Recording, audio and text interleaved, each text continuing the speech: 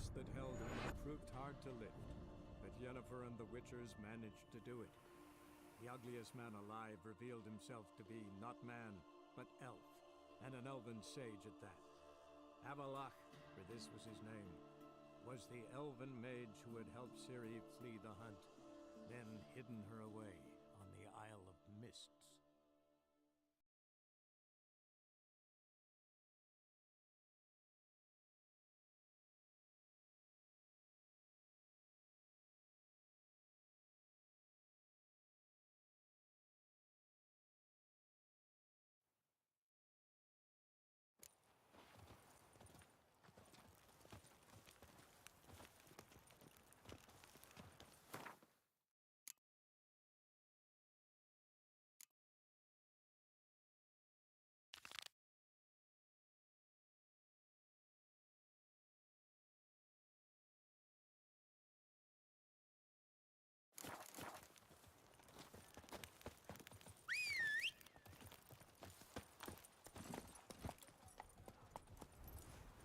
A beast like that probably has no one to split a bottle. Reginald Audrey has returned, Oh, the not to Witcher. be missed. The Buy one your who kisses tickets someone. now. Available from me alone.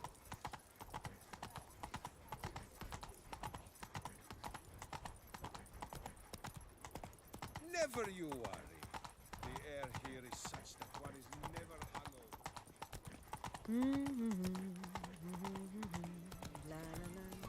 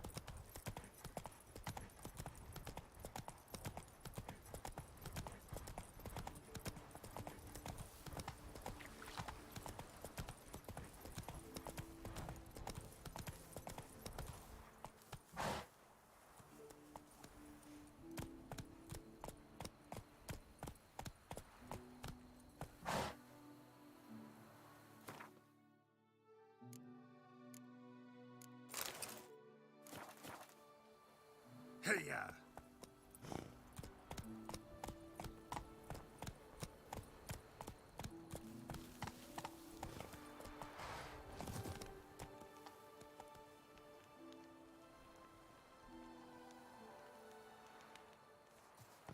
Witcher, I have a matter of prime urgency and import. I must speak to you.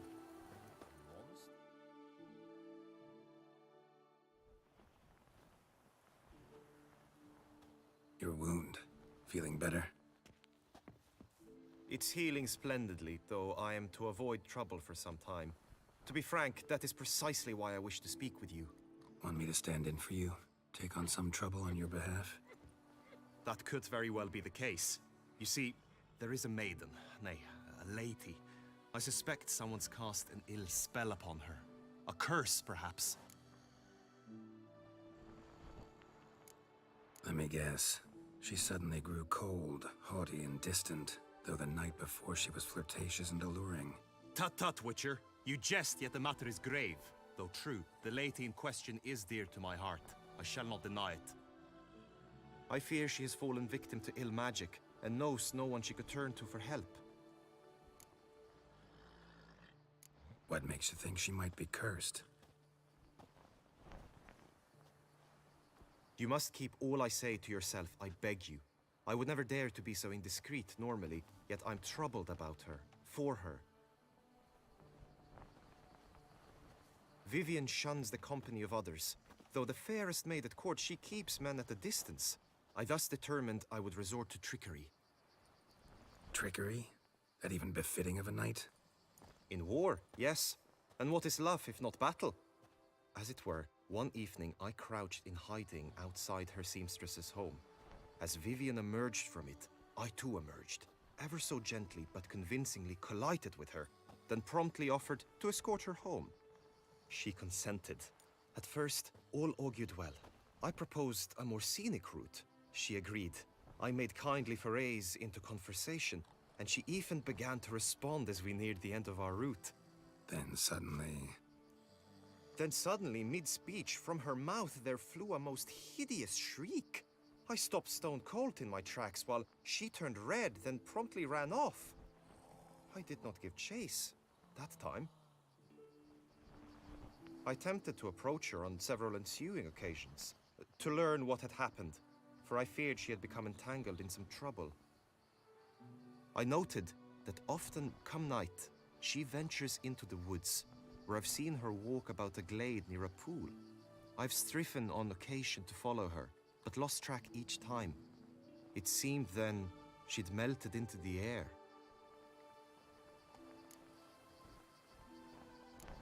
Sound you heard. She might have just had a sore throat. Had I thought it possible the sound was natural, I never would have taken up your precious time. Notice any other strange behavior? Additional symptoms? No, Vivian's avoided me wholly since the first encounter. But folk gossip. What about? They say she's secretive, that no one ever sees her after dusk, that she's wanted to suddenly disappear. Nothing unusual about any of that. Tell me more about Vivian. Who is she? What's her story? She's Her Enlightened Highness's lady-in-waiting. Her mother was a lady-in-waiting, her father a knight. That is all I've learnt, for the Duchessa grows angry when asked about her. Vivian spends her days within the palace walls. Yet we are in luck, for she has been named the tourney's patroness this year. Thus, each participant will be granted an audience with her. Got a problem then. See, I'm not a participant. I've devised a solution already. You shall take my place in the lists and thus gain the chance to speak to her. I was looking forward to winning the tourney, very much so. Yet for Vivian, I am prepared to sacrifice anything. This tourney, how's it work exactly? It is the year's grandest and most important contest. Knights from all corners come to face off for the grand prize.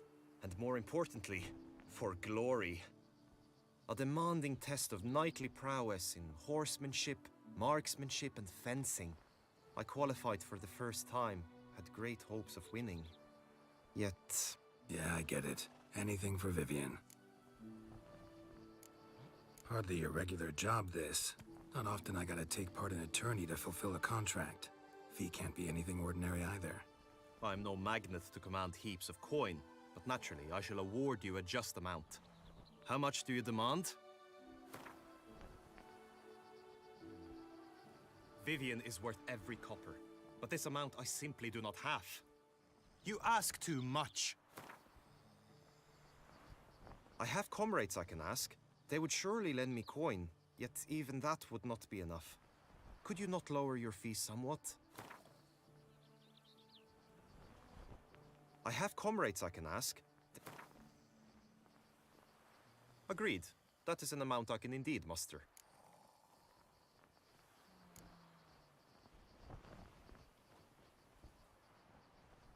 Fine, I'll look into it. Gotta admit, piqued my curiosity. I shall be forever in your debt. Now, we must ensure you are not eliminated from the tourney before you can meet Vivian. Meaning? Could you show me how you shoot, ride and fight, perchance? And you must learn the tourney rules, know how to apply them in practice. I did not mean to suggest I doubt your abilities. Everyone must train, even a witcher. Besides, the tourney contests must surely differ, require skills you don't usually apply, races above all. The choice is yours. Where shall we start?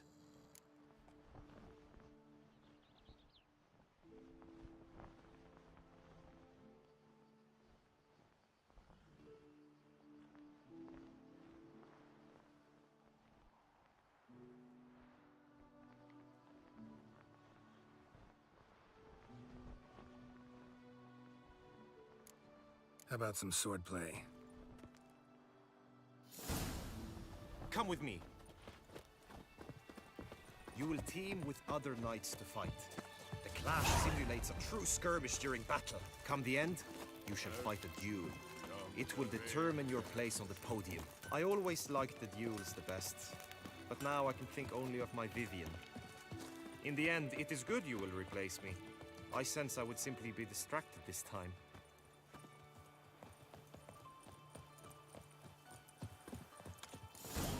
Stand at the center of the training ground. A knight will approach and challenge you. You wish to spar? Why not? Witcher act always with reason. Courage!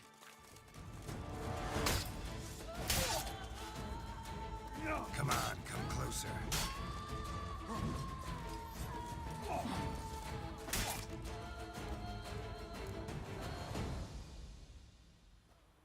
Do you wish to practice fighting a moment longer?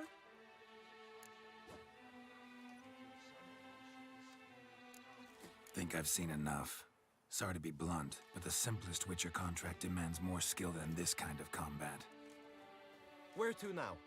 If you wish to know my thoughts, were I you, I would train on the race course ahead of all else.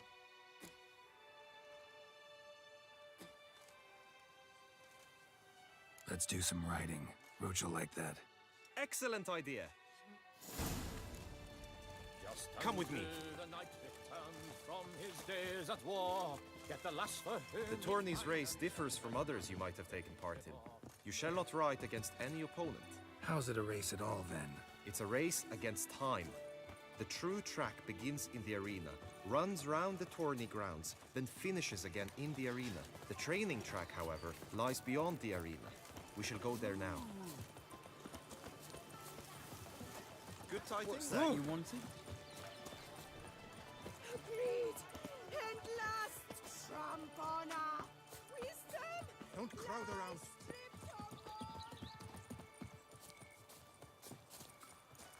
Can I shoot your crossbow?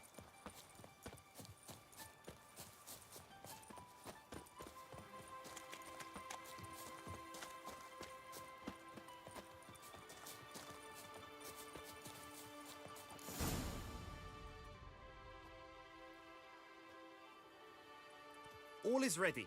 Now listen, for it can be quite the challenge. Along your route stand dummies and targets. The dummies you may cut with your blade. The targets you must hit from your crossbow. The time you have to complete the course shall increase each time you land a strike, be it with blade or bow. It may sound simple enough, yet I've seen many a knight fail this contest and hang his head in shame. During the race proper, judges throughout the course shall tally your points.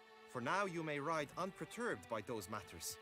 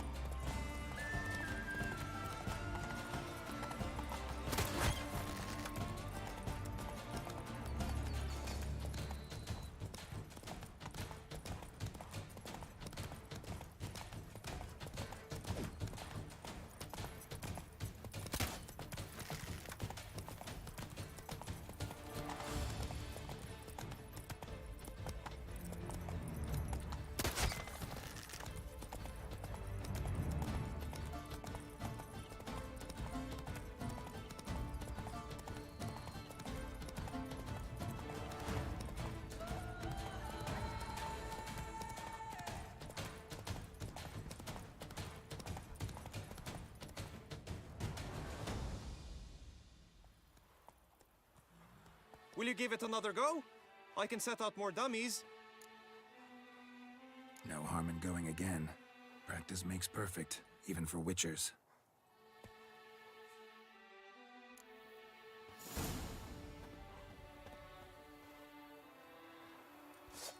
Move it.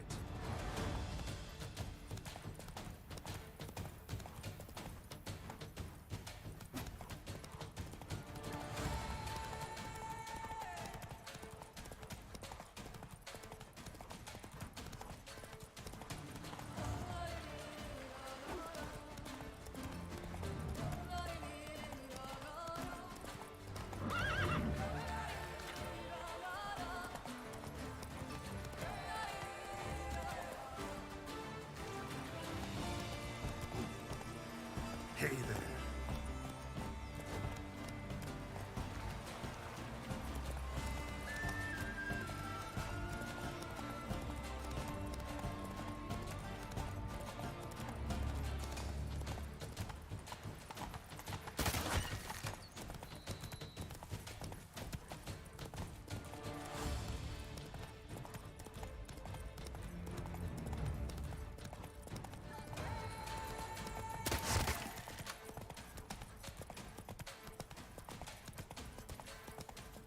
Come on now. So, have you had enough, or do you wish to ride again? Had enough. Rather not wear my horse down before the real race. Where to now? Time for some target practice, I think. Come with me. The marksmanship contest shall pit you against another for the best time and score. He who hits all his targets first wins. Hope my aim's as good as that Cupid's who shot you. Sometimes when you speak, I miss the meaning entirely.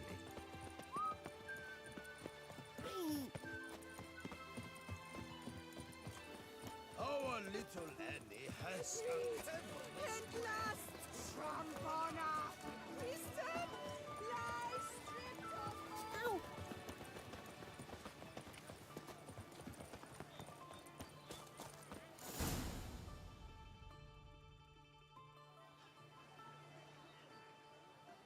Hit the red targets.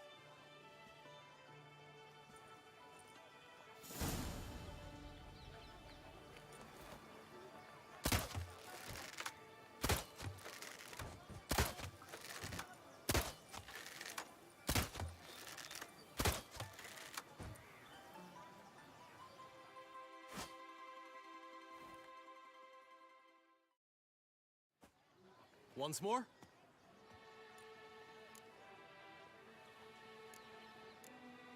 Done enough shooting. Now you must go to the inscription tent. Honor and glory are all true and good, but your scrolls must be in order.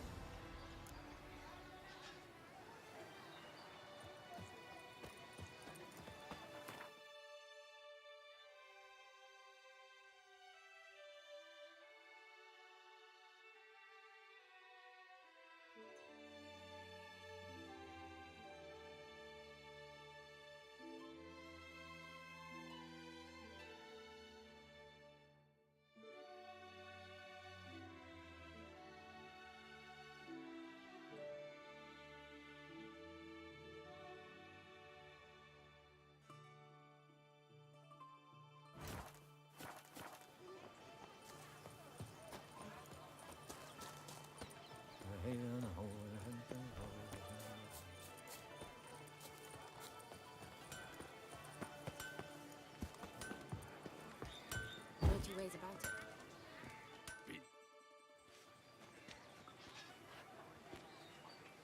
Ah, a professional.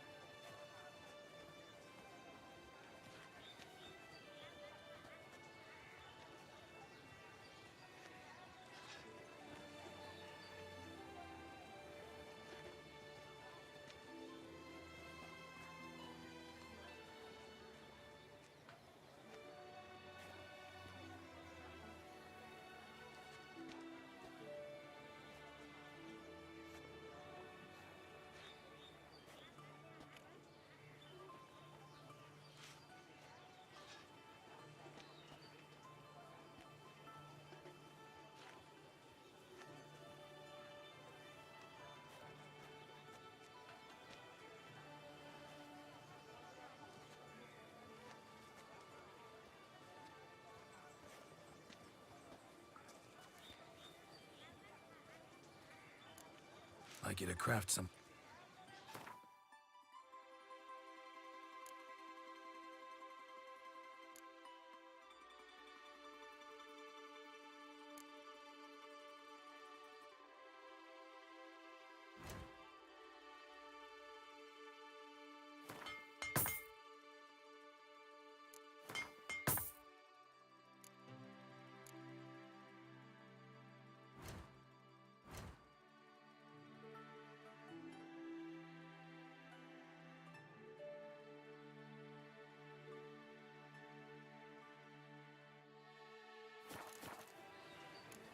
So long. The heft of man and a mighty cry. I pound steel and watch sparks fly. Sir Milton de Armor!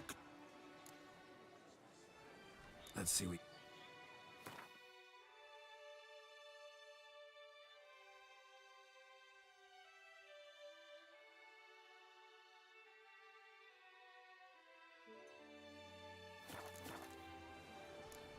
So long. Thank you, Master Witcher. Lothar breaks hands now.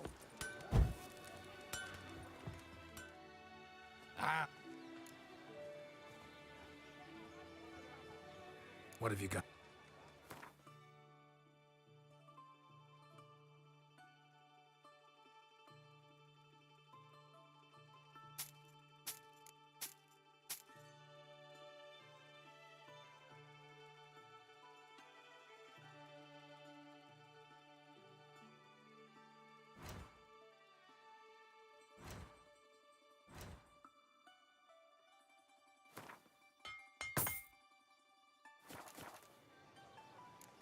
So long. The heft of man and a mighty cry. I pound steel and watch sparks Ophir. fly. Armor! Let's see what you got in stock.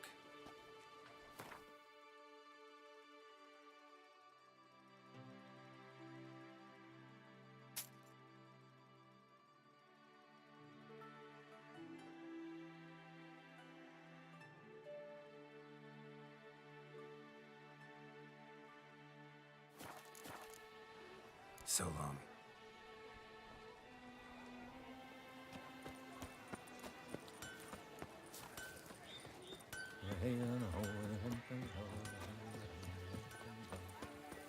The North must be a terrible Dirty ways about it. land. Wars. Wars everywhere.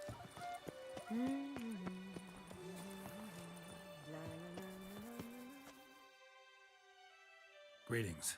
Want to join the lists? Naturally, we must first see to formalities, however. At Guillaume's request, I have looked into your personal history in its heraldic aspects. Really? What did you come up with? My findings show you may take part as Geralt of Rivia, What a surprise. or as the Honorable Ravix of Forhorn. It's not every year we have a combatant who can boast of two crests. Which do you prefer?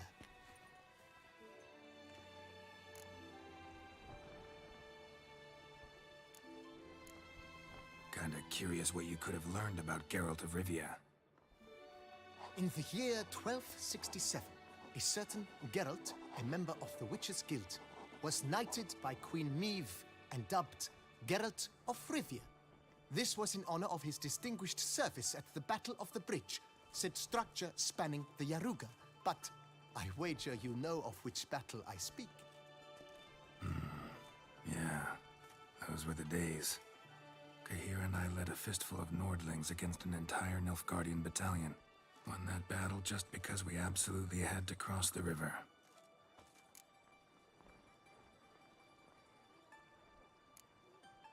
Ravix of Forhorn?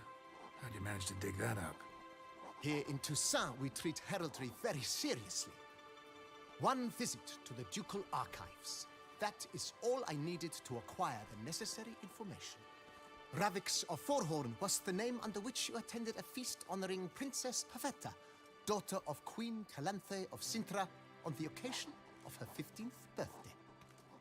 That's actually right.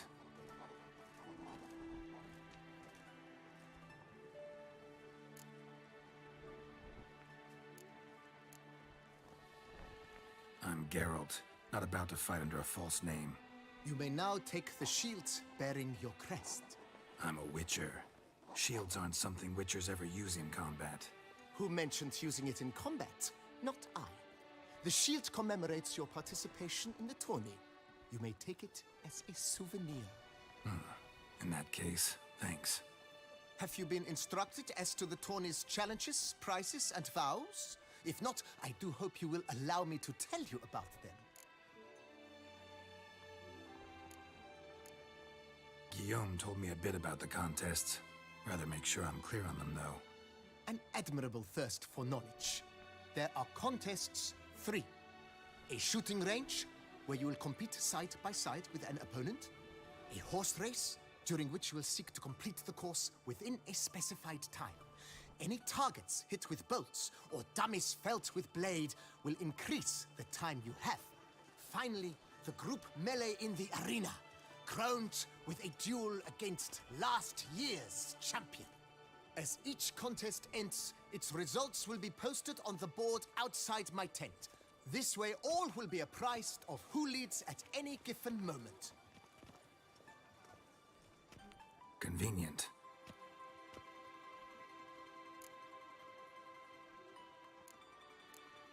Gonna come right out with it. I'm a sucker for prizes.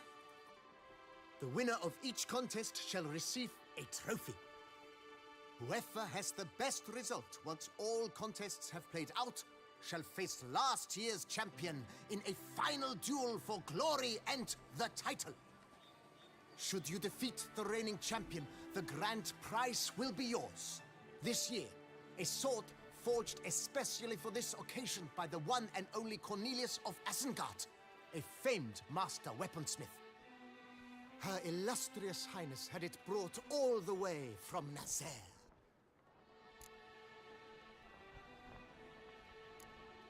You say something about vows? As is our custom, knights make vows to which they hold for the duration of the tourney. Each swears on something which to him represents his most cherished virtue.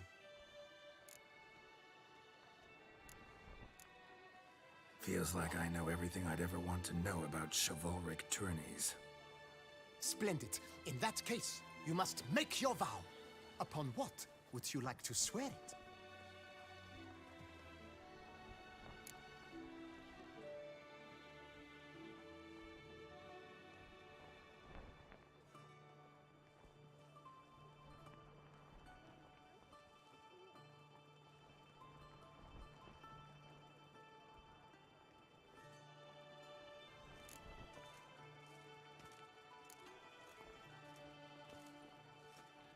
I swear on Her Grace's illustrious garter to respect the chivalric virtues in competing. May the gods succor you in your endeavors to overcome. Sign here, please, then fill out these forms. That is all I need from you. Now, as arranged by Guillaume, you shall be fitted with appropriate armor for the tourney. Shiny. You have also been assigned a tent for the tourney's duration. It stands near the arena. Good luck.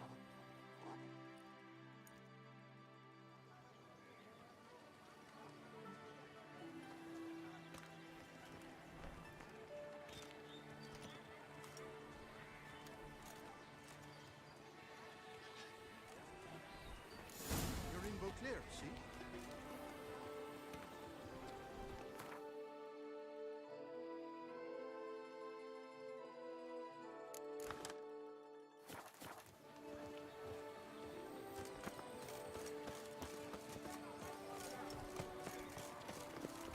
No two ways about it.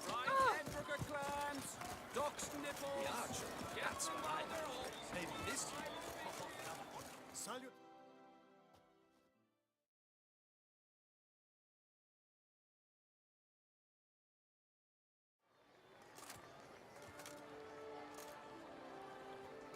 Geralt, well, I'll be... Have you decided to turn knight-errant? All jesting aside, here on a job. You in the tourney too? Am I? Ha! I shall square off against Rainfan of Atre. I saw him just moments ago. A nervous wreck, stuffing his nose with fish tech, no less, as if that would aid his determination. Guessing that's against the rules. But who's to tell the Nilfgaardian what to do? Listen, Geralt, I've a tip for you. The timing of your marksmanship duel is such that you shall have the sun in your eyes. Makes no difference to me either way. Nor will it give you any pleasure. Since, as it is, we must both wait, play me in a round of Gwent. Should you win, I shall swap with you. To me, a southerner, the sun is no hindrance. Never turned down a round of Gwent.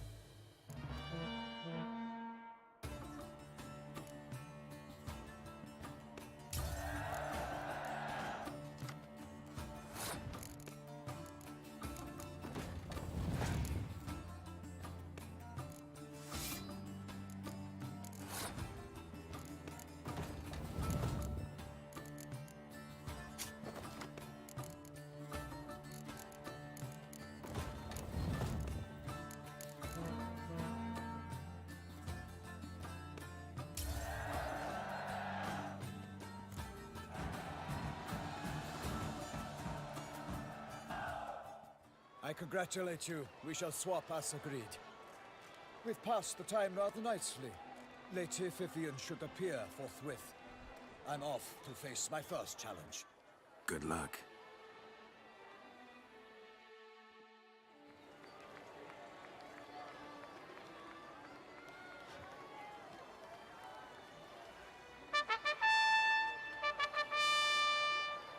Fair knights, I salute you. The honor and duty of tourney patron have fallen to me this year.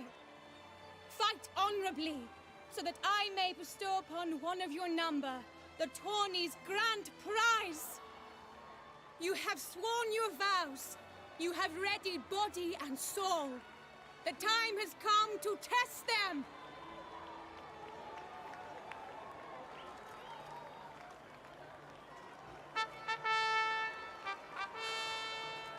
Behold home Akispark of the Mächtigen royal line. His name's quite the mouthful, a true challenge to rhyme. His targets to be hit centrally and true are the ones in blue. Against him, new blood, a knight unknown till now.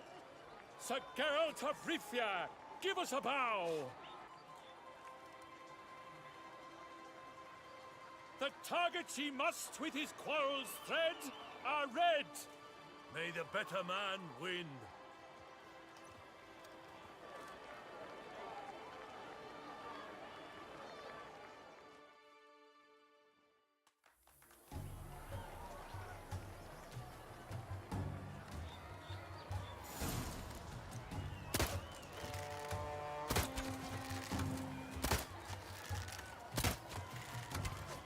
Like a lover ghostly grasping but one fair teat, Geralt's half strewn with joyous victory and bitter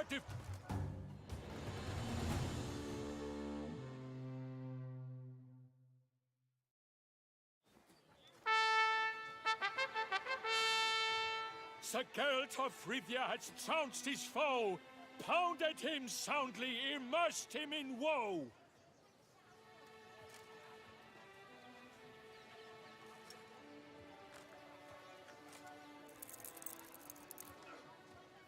Your prize, sir. A crossbow adorned with your crest. I congratulate you. Thank you, my lady.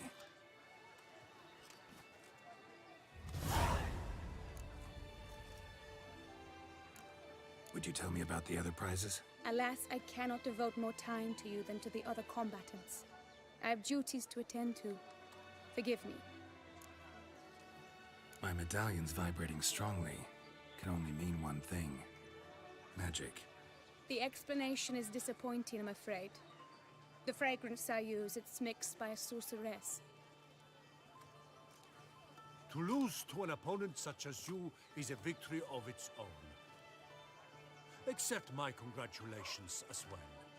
Thanks.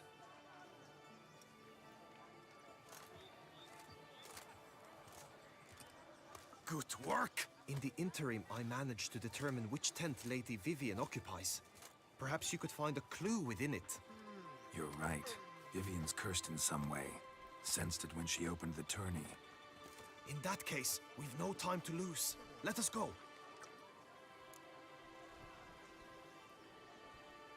Yeah, let's go now.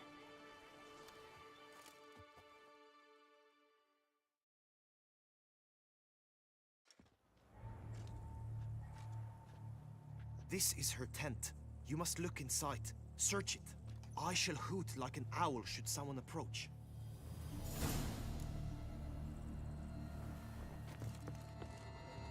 Claw marks, that's clear.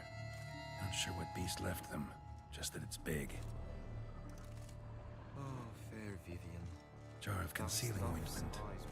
Powerful magic at work here. Like a thread of scarlet. Thy two breasts are like... Clothing's all dark green and yellow. Seems Yen's not the only one with a fixed color scheme.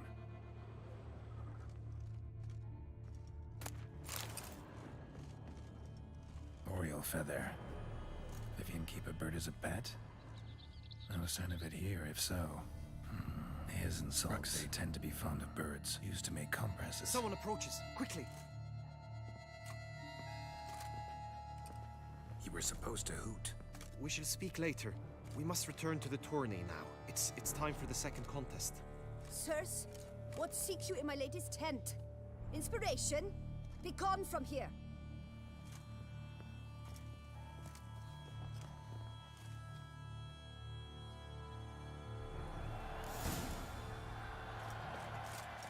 Why were you in there? Tourney business. The flower of chivalry. Stressed in glance. Dragon's eyes on this.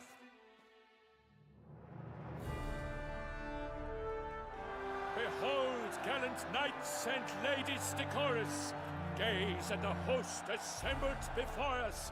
Look upon chivalry's best and most storied. Come from far lands, here to seek glory. Hear now their names as I shout them aloud.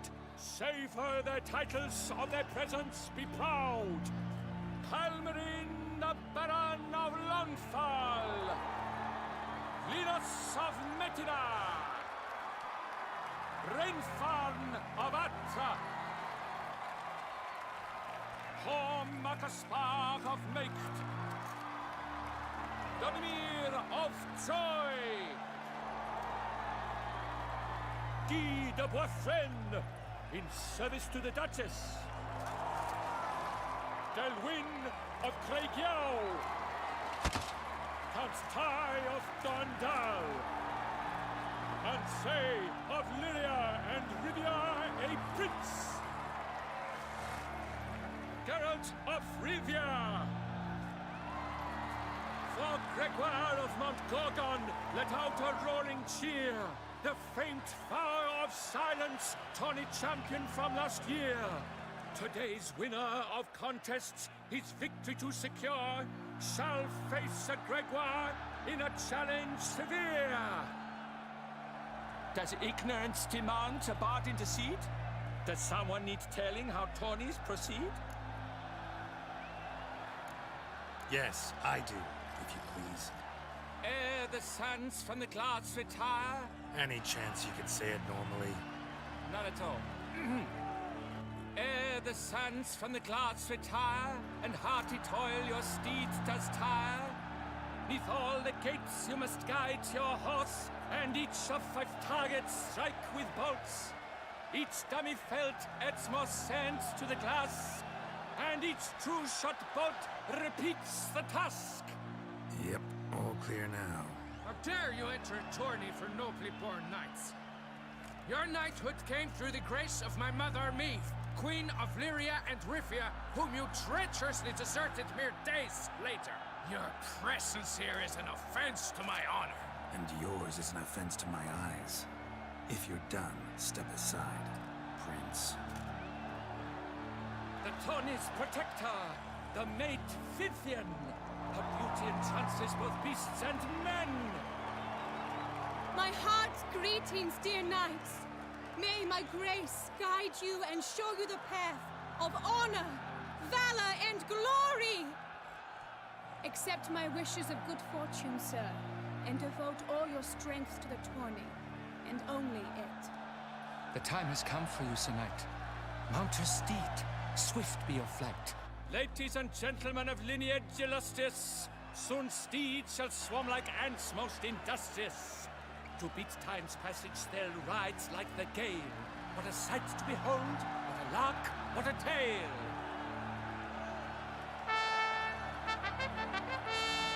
Before us Geralt from Rithia come, fast as the wind, bright as the sun.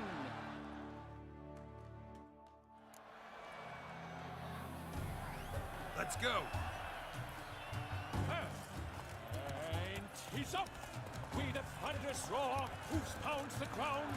No legion of drummers could make such a sound.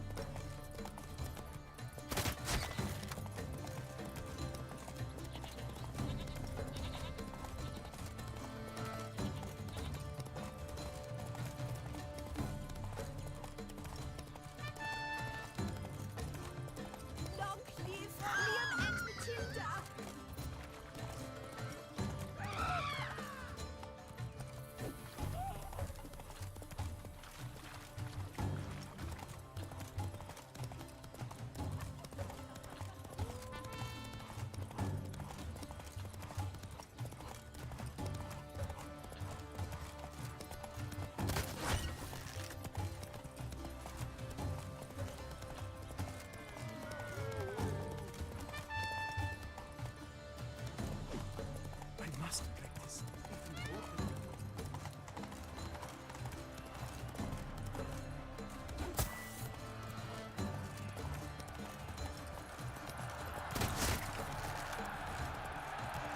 So close! Will he last? Endure and keep pace? Whoa there, Roach.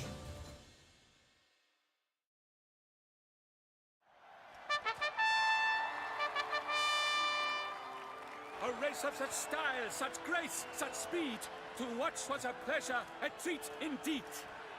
To honor our entrance, praise each fair knight. We shall feast from eve till dawn's first light.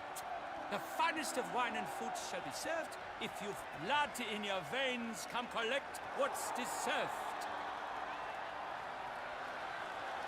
I congratulate you. Here, your prize. A saddle adorned with your crest. Many thanks. By the way, my maid saw a man with white hair sneak out of my tent.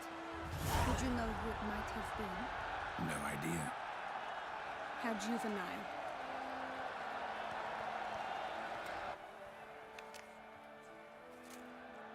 Congratulations on your win. In stellar style, no less. Ah, I no longer regret I was not able to participate. Almost. We must drink to this. Come with me to the feast. We shall await Vivian together. Lead the way.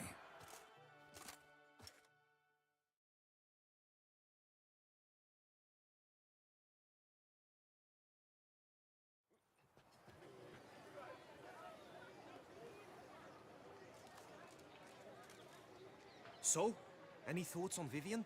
Her beauty's striking. That is not what I ask. Still too early to say anything I'd be willing to stand behind. Managed to figure one thing out. She uses powerful magic, masking illusions. Do you mean to say she might in truth look different than she seems?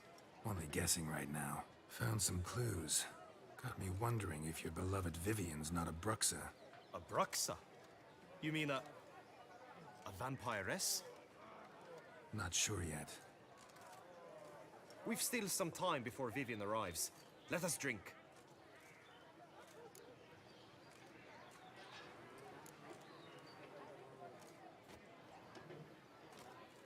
To Vivian, may you find the means to aid her. To Vivian.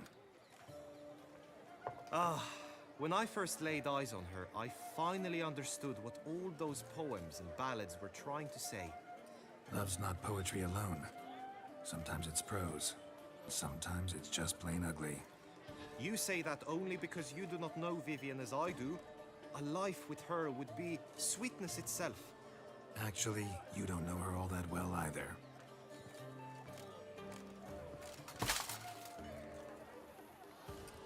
Your presence at this tourney is an affront to my honor. I demand satisfaction. Head to the nearest brothel, then. Coward. Mounted combat in the main arena. I challenge you. Since you insist, I'm all yours. You shall bitterly regret deserting my mother's army once I'm done with you.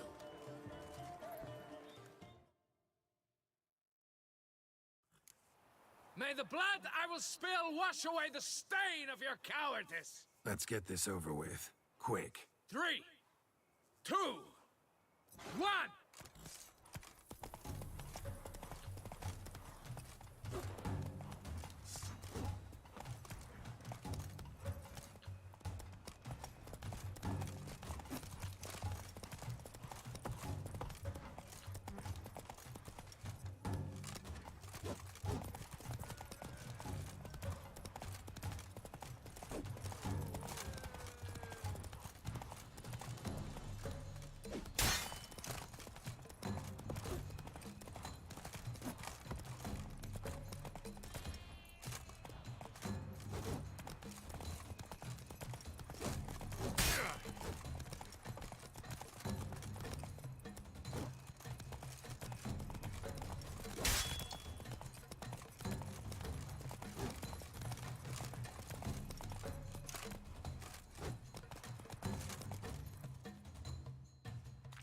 The gods have seen fit to punish you for your cowardice. Yada yada, you won. What?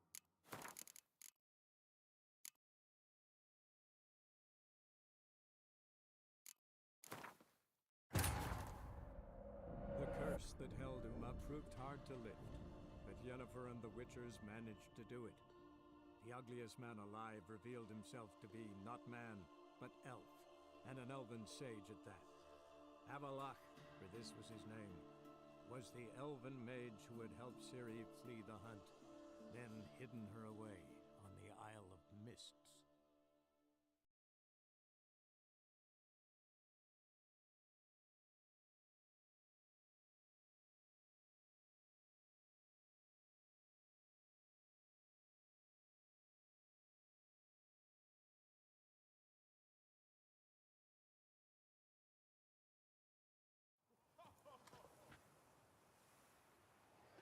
So? Herb, That is...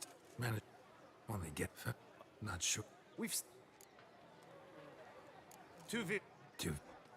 Loves. Used... Actual. Head.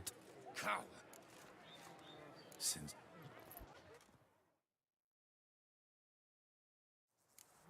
May the blood I will spill wash away the stain of your cowardice! Let's get this over with. Quick. 3, 2, 1!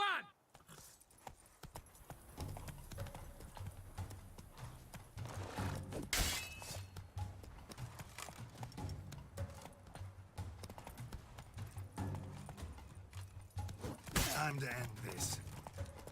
Now, keep calm.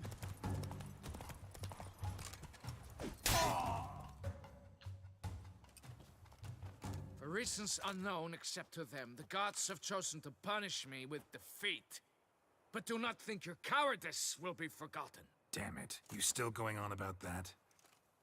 Need to clear this up once and for all. Had to abandon your mother's camp back then because someone else needed my help. Badly. Couldn't refuse them. Didn't want to, in fact.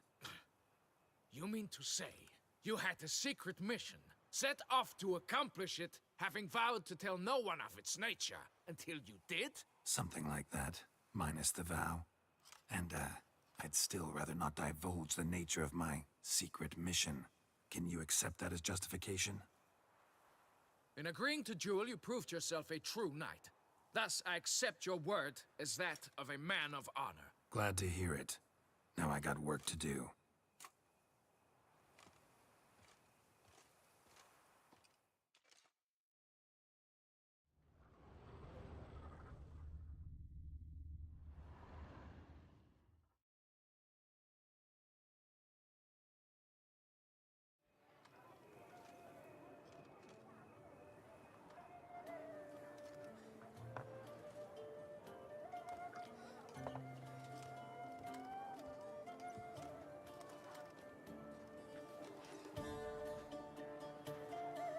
My heart swells to behold this beautiful celebration of valor and honor, and to witness you, who embody the chivalric virtues in your lives, strive for greatness. Yet, after a time of combat must come a time of peace and respite. Thus, I invite all who fought in the tourney to this feast held in your, and none other's, honor. And should any among you crave solitude, private tents await you nearby. The group melee shall take place on the morrow. Glory shall be within grasp for each and every one of you. The best among you shall have the honor to face our reigning champion, the famed Gregoire de Gourgon, victor of last year's tourney. Celebrate, make merry, revel as you will, yet be mindful of the trial that awaits you tomorrow.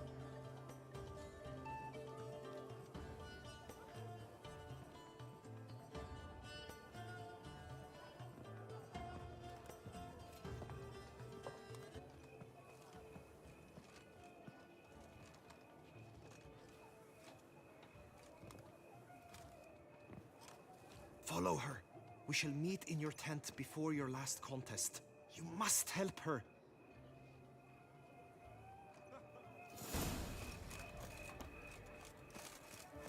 That grey-domed scoundrel, ever seeking Lady V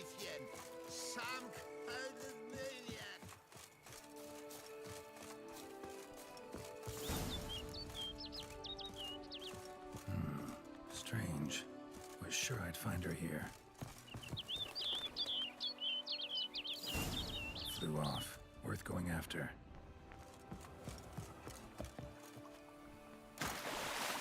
Looks like the bird's leading me somewhere.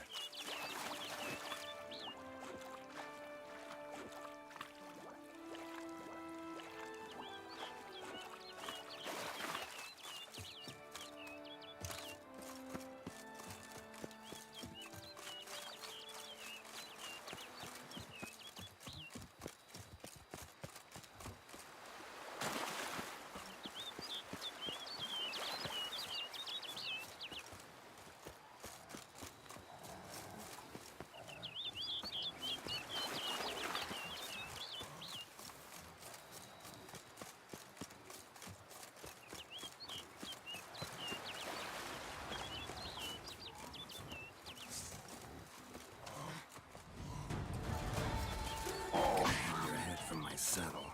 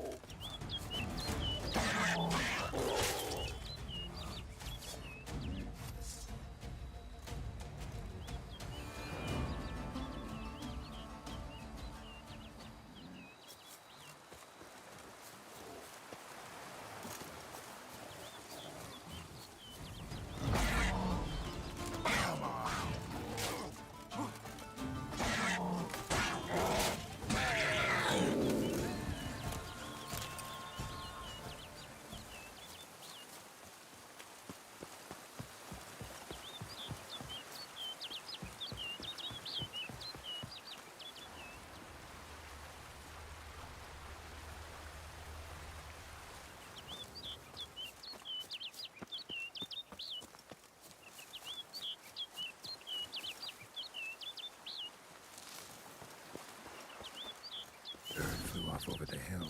Might be quicker to pass through the cave.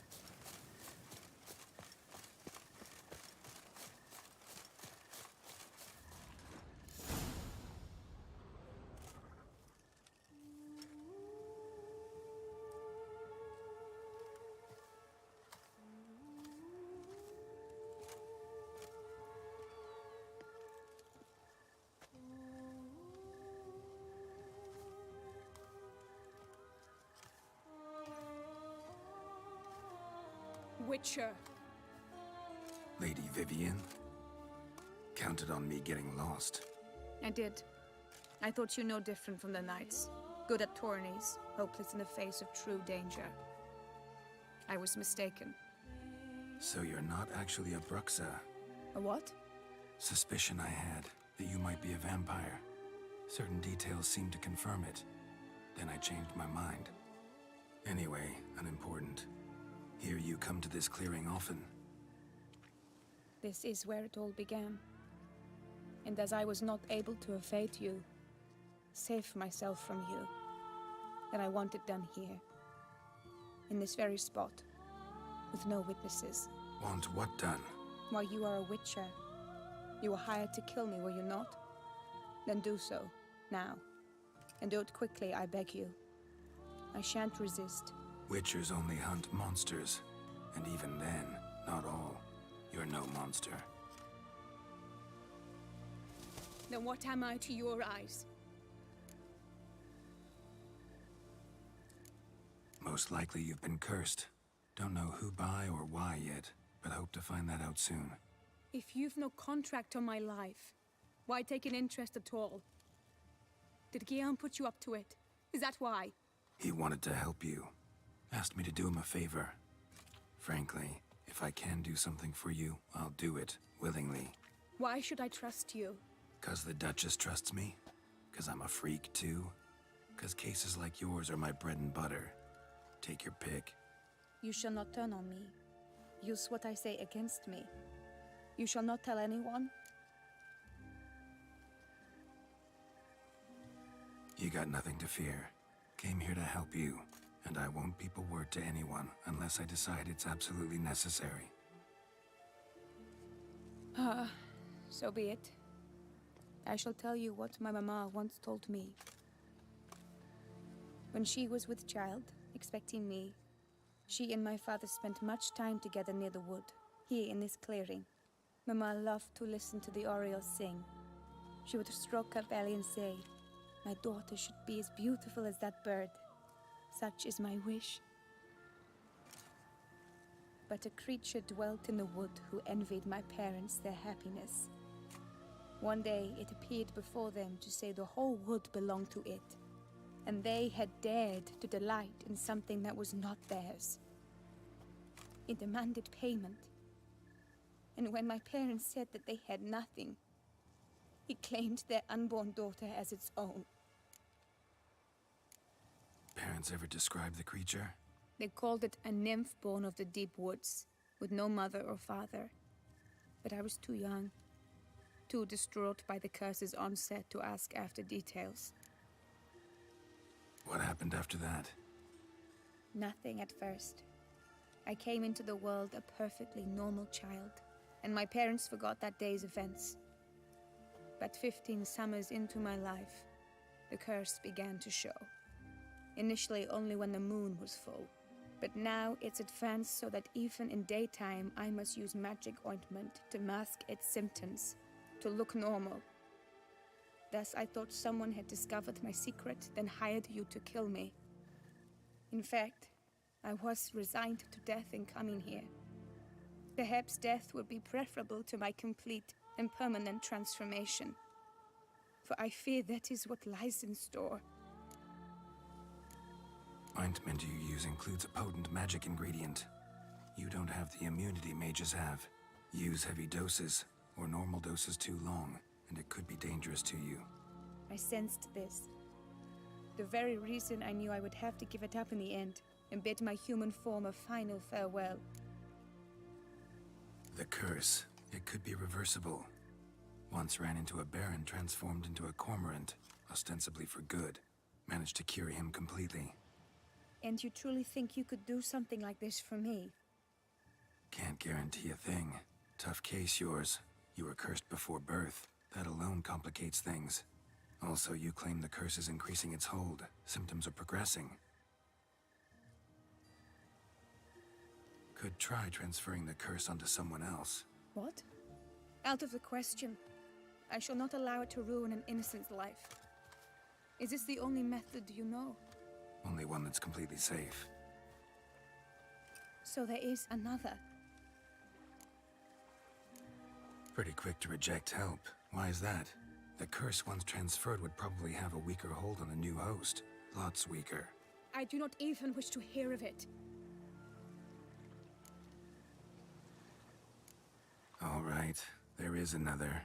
Ancient ritual. We'd need an Oriole egg. Should release the curse's grip permanently. Gotta warn you, though. Could have serious consequences. Consequences? What kind? Curse was cast before you came into this world. ritual involved transferring it to an as-yet unhatched chick. You'd be free. Thing is, you could be left with the average lifespan of an Oriole. 7 years. I understand. Alas, every rose has its thorn, and there are no happy endings. Yet truth be told, I never thought I would get one. I came here prepared to die, yet you wish to give me 7 years of life. Real life, free life. This is no dilemma. I agree, wholeheartedly. I see why. I understand. Don't have to decide just yet. Think it through. I will. They must miss me at the Tawny grounds by now. Shall we return? Let's. But are you gonna... Yes. I cannot appear there all in feathers. Pardon me for a moment.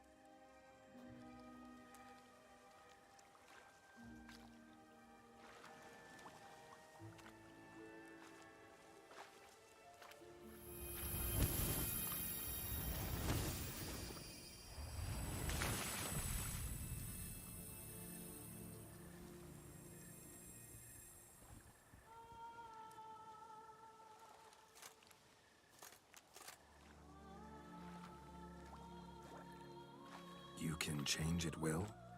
No, but I discovered the water of this pool helps. Its effects are brief, but I can always be sure of them. Interesting.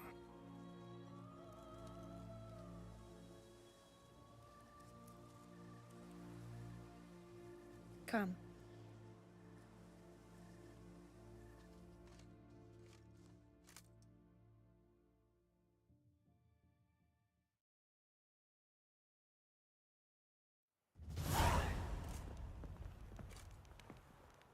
Did you learn anything? Yeah. Then speak, man. Can you not see I'm out of my mind with worry? What ails her? She asked me not to talk about it. But I want only the best for her. Perhaps I shall be able to help, or, I don't know, console her at the least.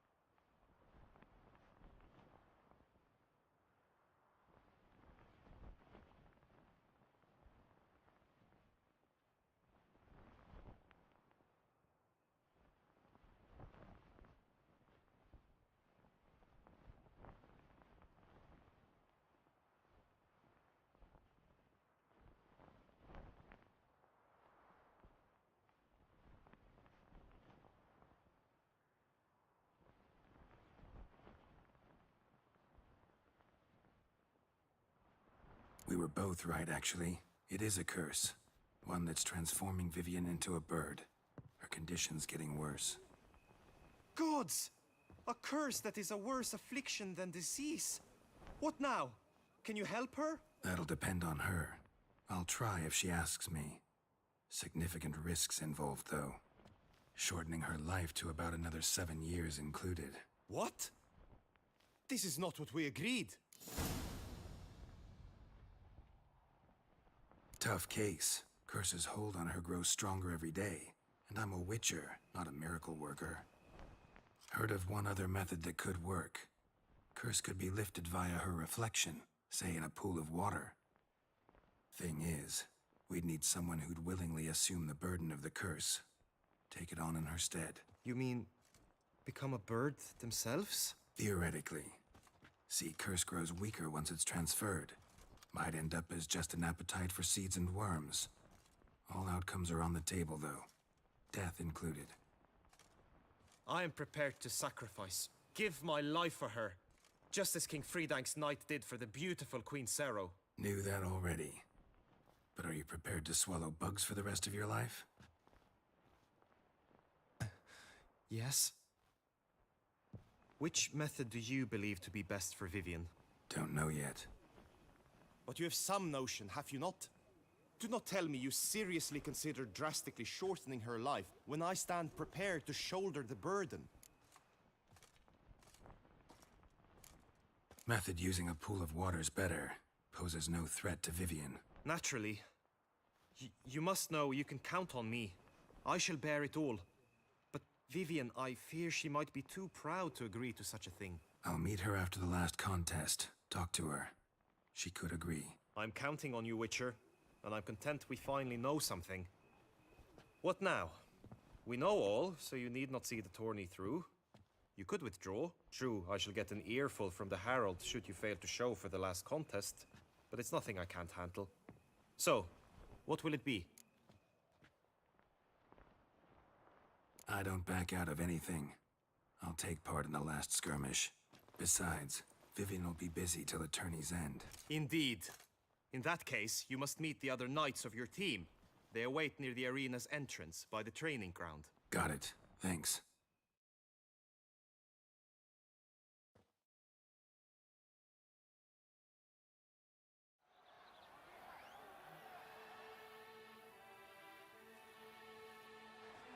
I know now the two teams' rosters. I shall be captain of ours. That means you shall do as I say for the duration of the fight. Is this clear? Palmer and Alonfo will lead the opposing team. With this skirmish, we commemorate the Battle of Fox Hollow of 1218, when a hands of southern outlaws led by Halar the Brown attacked Tucson only to be driven off by brave knights, thus setting a precedent. Since that day, knights errant have guarded the duchy's borders. Palmerin drew the short straw, so his team shall play the barbarian Haller's men. Any questions? None. I doubt you will do us any good. You know nothing of knightly combat as a witcher. Try at least to stay out of our way. It is time, gentlemen. Take your weapons and proceed to the arena.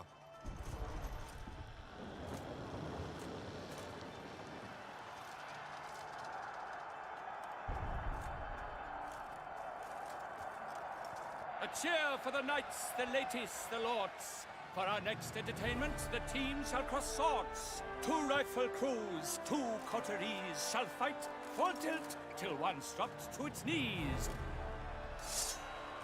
Who virtue ignores or lance blows unclean shall forever be branded as shameful, obscene. While the knights prepare, let me say I'm elated to behold such a crowd on edge, breath-baited. Whoever here wins the past champion shall face. All others must leave, heads bowed in disgrace.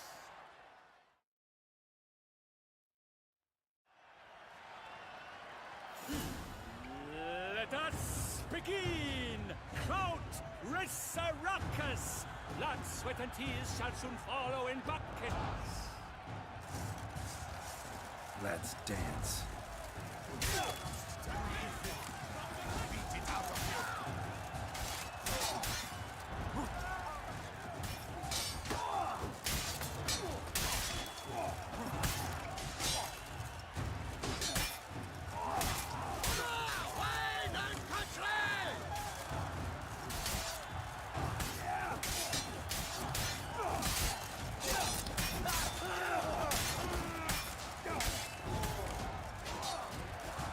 Time to end this.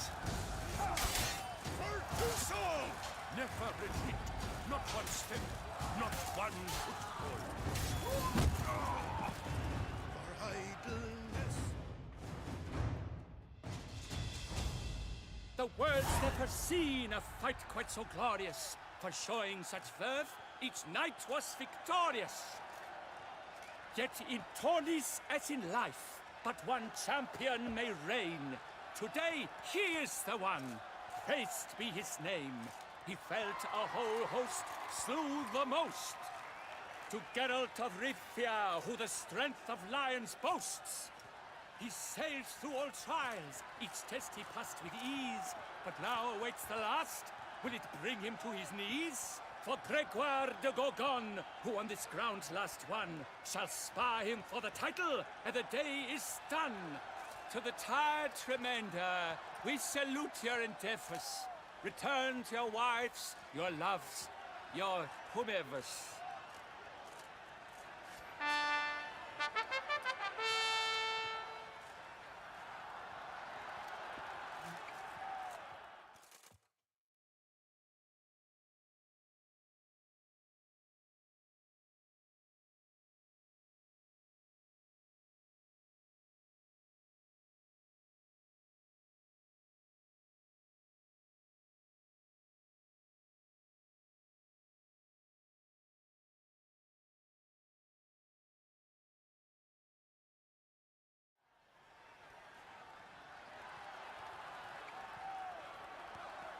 It is time.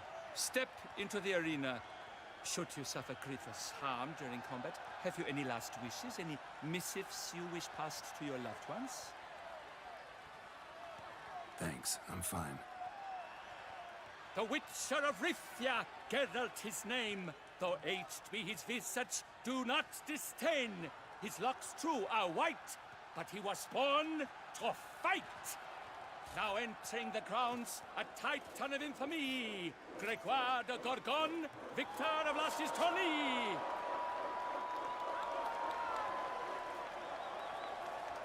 I wish both combatants good fortune and fame.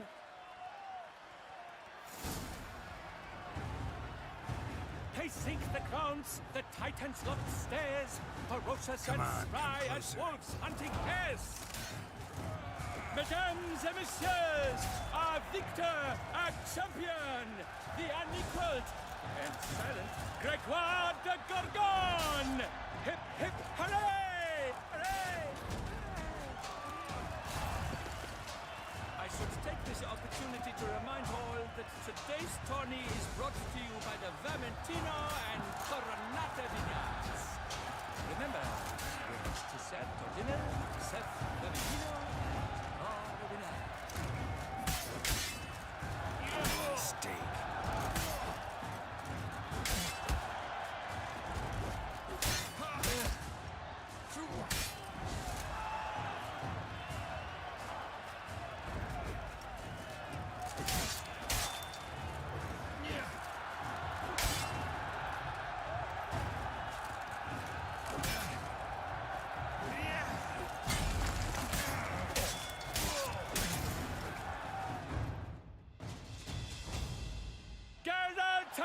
Rivia! This year's champion! A sight to behold!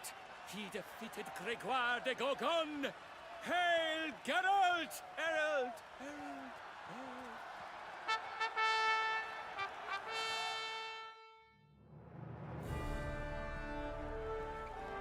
As patron of this grand tourney, I've the honor to decorate our grand champion. His vow he made upon the garter of Her Illustrious Highness, Anna Henrietta. Doubtless the Duchess's grace carried him to the splendid victory. He showed great courage, great strength, great composure. He fought nobly with honor, and thus rightfully deserves the title of this year's Champion of the Arena! I need to talk to you. Not now. We shall meet later in my tent. I've duties to attend to, as do you. Folk regard you. The least you should do is wave.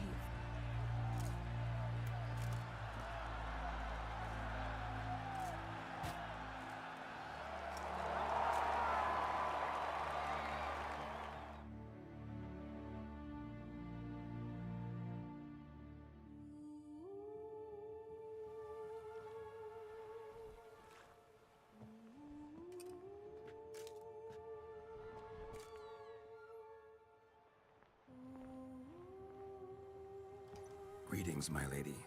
Have you decided? I have. I stand by all I have said. I wish to endanger no one, and thus choose the method involving an egg. If it's to be the egg of an oriole, I know where to find one. There is a nest in my clearing. Might you explain the nature of the ritual? Its exact course? Sure. Want to tell you something, though. Think we should try the alternate method first. I was clear. It is out of the question. Let me finish. Second method's less than reliable. To put it simply, might work, might not. But it will. I shall save you, O lovely Vivian. Why are you here, sir? This is a private conversation. No need to be sharp with him, my lady. And if I'm to help you, gotta do one thing for me. Hear what Guillaume has to say. Is that an ultimatum? Looks to be. Be not angry, my lady. You no longer bear this burden alone. I know all. You told him! I know a curse afflicts you. A curse which grows more severe by the day. I understand how you feel. My aunt, Countess de Launful, once contracted a strange illness which ate away at her from the inside. She grew weaker by the day, the light fading from her eyes. I remember her saying the worst was not the pain, but losing mastery of her own body. She was so helpless. I fear you feel the same. The Witcher knows a way to lift the curse from you and let it rest on me. I wish to do this, to take it from you, Vivian. Why? Because I love you. I might have died in the arena. I sought to slay a Shaelmar for you, but now I see the fool I was. Now I see how I risked my life for no purpose. Yet, with this, I can truly do something for you. I do not wish to inflict this horror on anyone. You saw how it looks, Witcher. I turn to you as one elder and hopefully one wiser as well. Do you think this a good idea?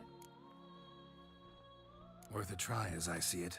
Original curse fell on an unborn child. Doubt it'll take hold as strongly when transferred to a full-grown man. You've now heard the expert opinion. Let us do this together, Vivian. Very well.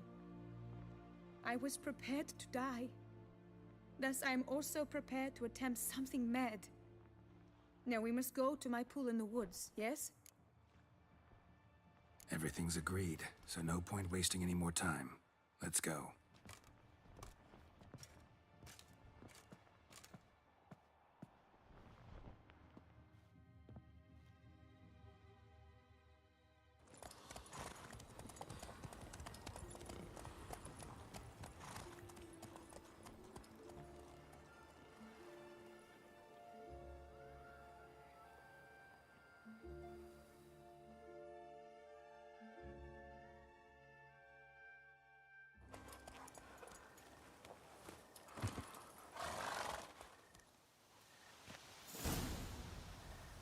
The aunt you mentioned. What became of her?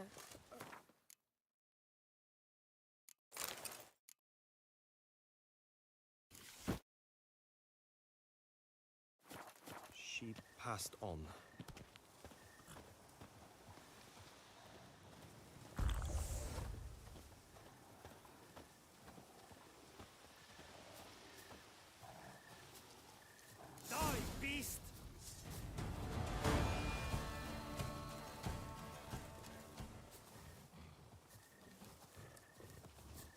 Lady Vivian!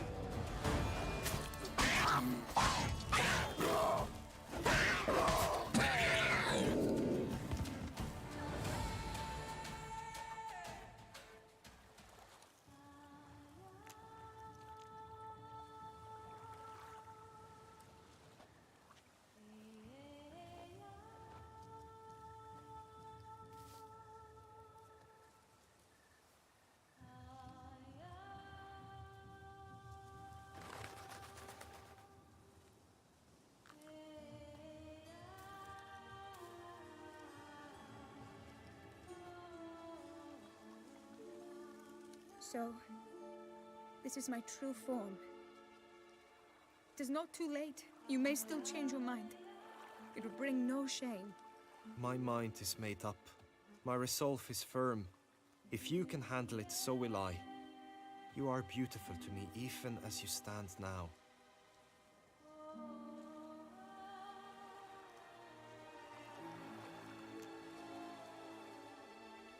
Oh, that's clearly rubbish.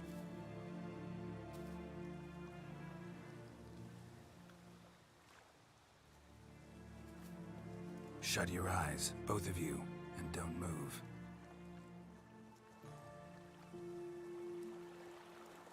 Guillaume, Yes, my love? if you become as I am now, I wish you to know I shall not leave you.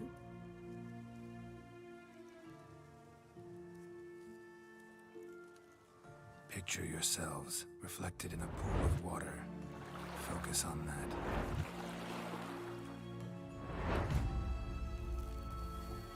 Now, open your eyes.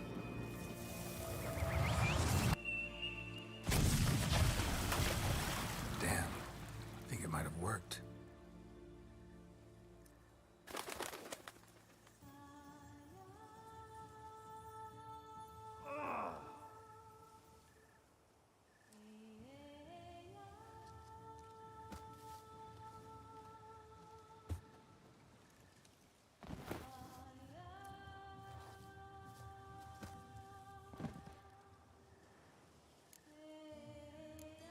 Honestly, didn't think this'd work.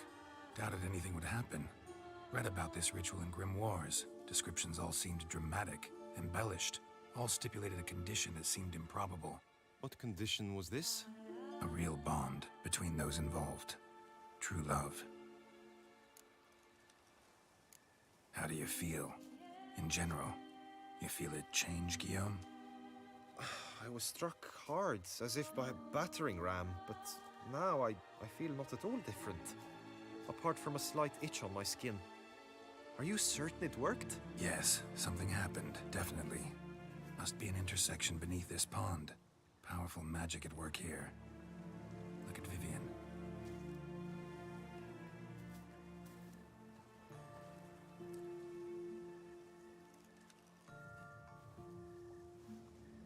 What now?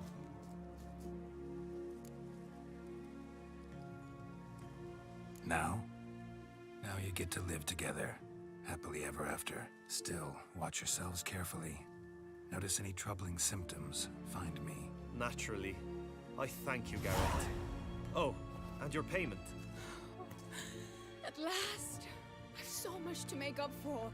Balls to attend, distant lands to see. Free at last, as a bird. Ha! I find you droll. I had not noticed before. But you will not fly away without me. That remains to be seen, I think. But I too must thank you, Witcher. Don't mention it. You take care, both.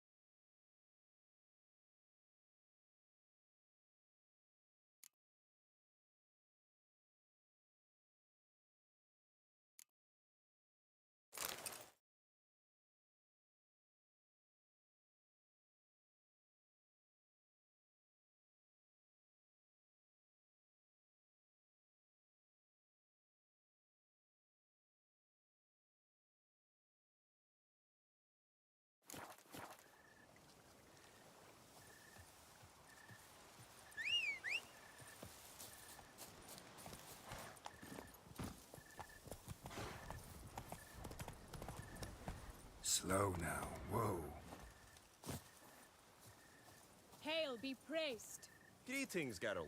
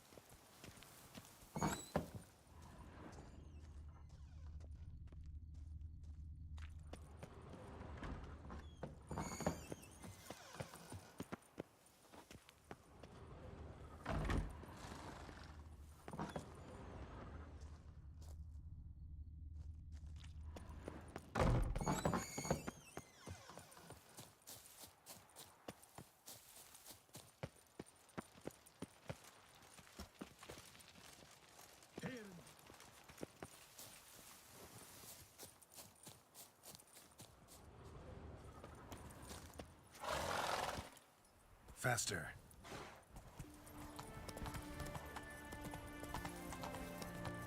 A work and no play, right, Richard?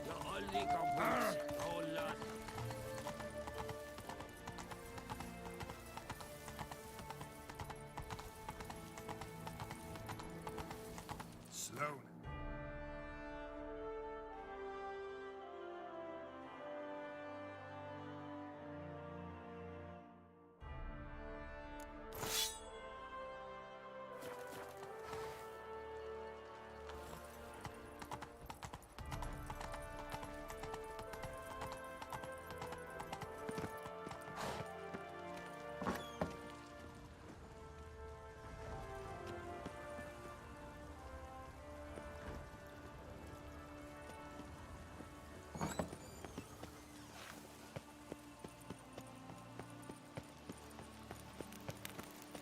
Patrolling on an empty stomach. Keep calm. Start no brawls.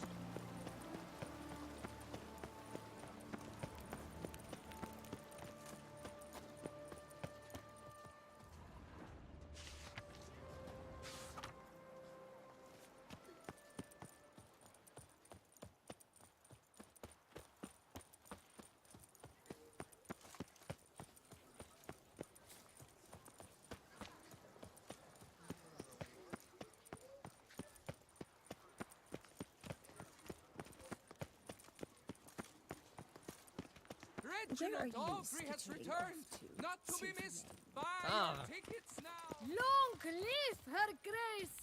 3 cheers for Tussaud!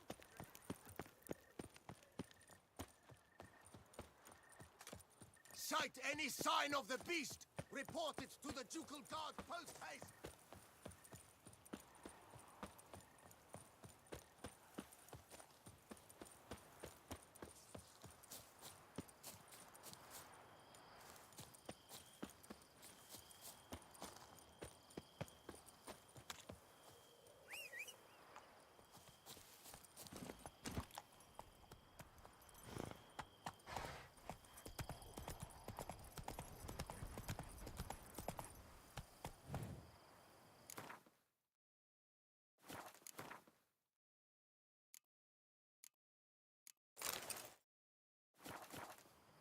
Come on.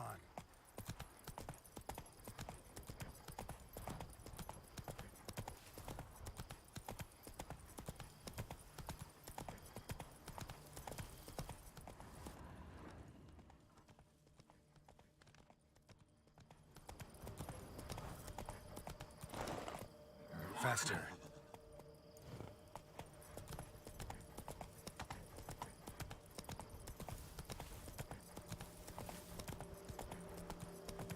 Slow now.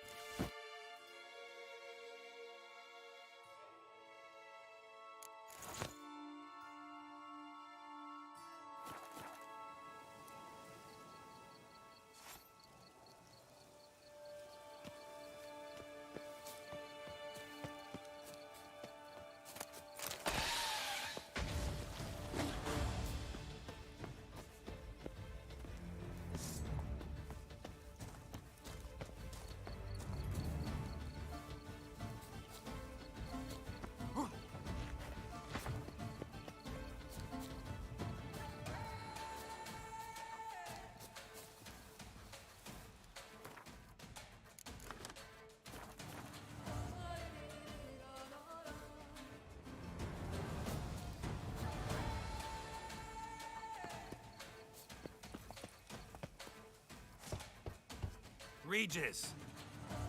Damn it. Locked. No way I got the place wrong. This is it. Gotta be another way in around here.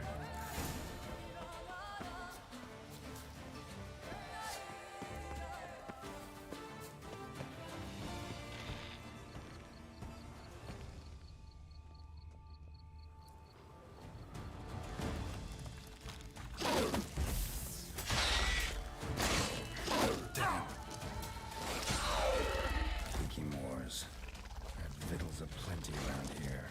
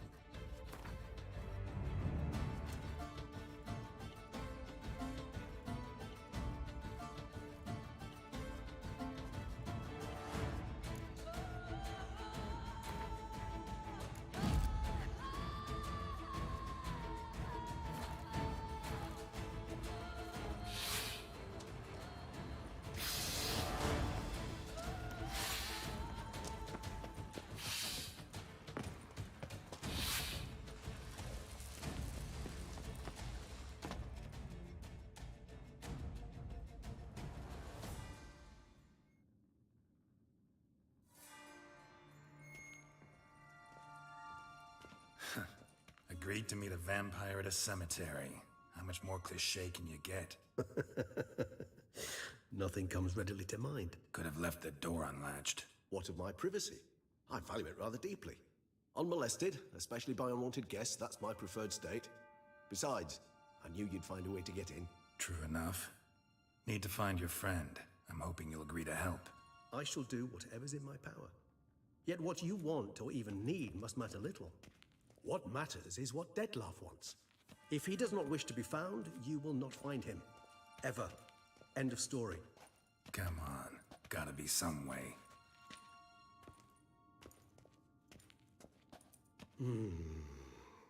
Vampires can evade detection by the senses, and no divination magic works on us. Even the most precise megascope would be useless. And this? Could this help?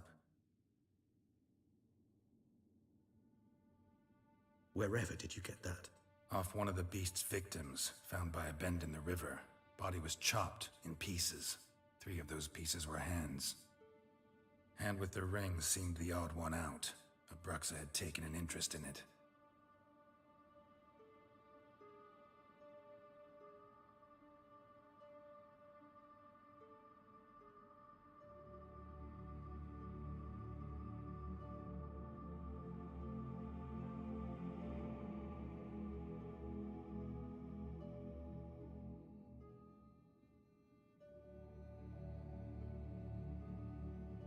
It's Dettlaff's hand, without a doubt.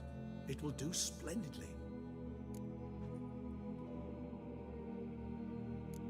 Can't you just summon Dettlaff? You're both hired vampires, there's gotta be a way. If I'm to be entirely candid, there is indeed one. But believe me, we will be better off never availing ourselves of it. It is a last resort. Absolutely. Last resort? The hell? Why? There is a being who can summon Dettlaff. Possesses the authority, even the power, to force him to appear in a given place. But the very act of contacting this being, well, it's akin to walking a slack line extended over a chasm filled with molten lava. An exercise as perilous to me as it would be to you. A risk I'm unwilling to take. I beg you, let's do it my way. It will be both quicker and easier. Ring's pretty intriguing. Made of no metal I've ever seen. And the ornamentation. It comes from our home, where we lived before the conjunction of spheres. It's actually mine. I received it from a dear old friend. You might call him a humanist. He saw us vampires as guests here, guests who owe their hosts, meaning you humans and the elder races, respect. Respect? Meaning not to treat us like cattle to be slaughtered for food? Precisely. And the reason why I, in turn, gave it to Detlef. To remind him of the ideals my old friend championed. The hand. What do you plan to do with it? You've heard of Kovinaris' theory of tissue memory retention. Rings a distant bell. Read about it in Alchemia Oblitera. There's a copy at Kaer Morhen, tattered, nearly disintegrated. But if memory serves, Kovinaris never managed to prove it worked. He did prove it, just never managed to publish his findings. He and I corresponded, you see, after we became friends. Thus, I know he completed his research and performed the first tests. It's complicated, so without delving into details, it is possible to use any piece of tissue to reconstruct what a whole body experienced. How's it work? We need any special equipment? We must brew a decoction which Kovinaris gave a rather poetic name, resonance. Once imbibed, it sends one into a trance similar to that induced by narcotics. This triggers visions of events linked to strong emotions experienced by the tissue's owner. Picture it as dreaming a fragment of someone's life. Any chance we might see what Detlef was doing just before he lost his hand? Indeed. Though I also hope resonance will reveal the location of Detlef's hideout. Kovinaris spent half his life proving his theory. Wild guess. Making a dose of resonance won't be easy. You guessed correctly. In addition to Detlef's tissue, we shall need a powerful occipital lobe stimulant. Effectively a poison, to make one susceptible to visions. Well, got a few ingredients to choose from. Unfortunately, all are pretty rare. There's Mamoon glands, but closest ones I know of are in Vizima. A spotted white saliva would also serve, but they were culled to extinction over a century ago. Could go with a kobold's eyes, but the creatures are sentient. Rather not gouge one's eyes out. Given that we lack the time to sleuth this out ourselves, permit me to summon some help.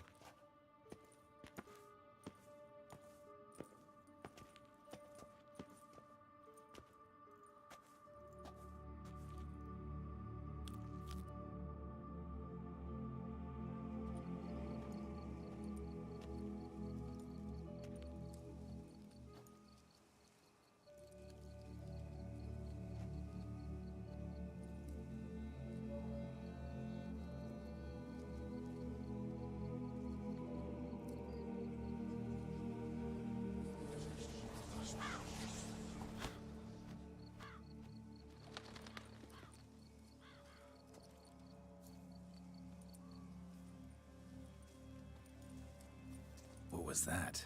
A raven? Rather a common sight at this latitude. Very intelligent fowl.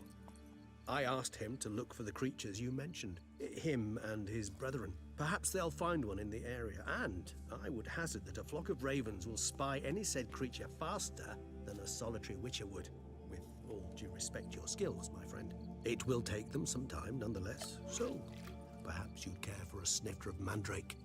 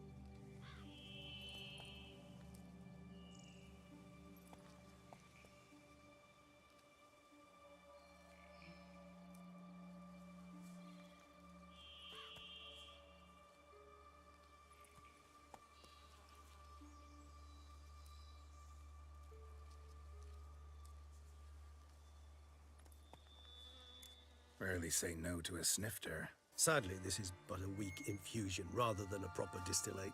Even better. I remember your mandrake hooch. Made people say things they'd have rather kept to themselves. Now, what could Geralt of Rivia prefer to keep to himself?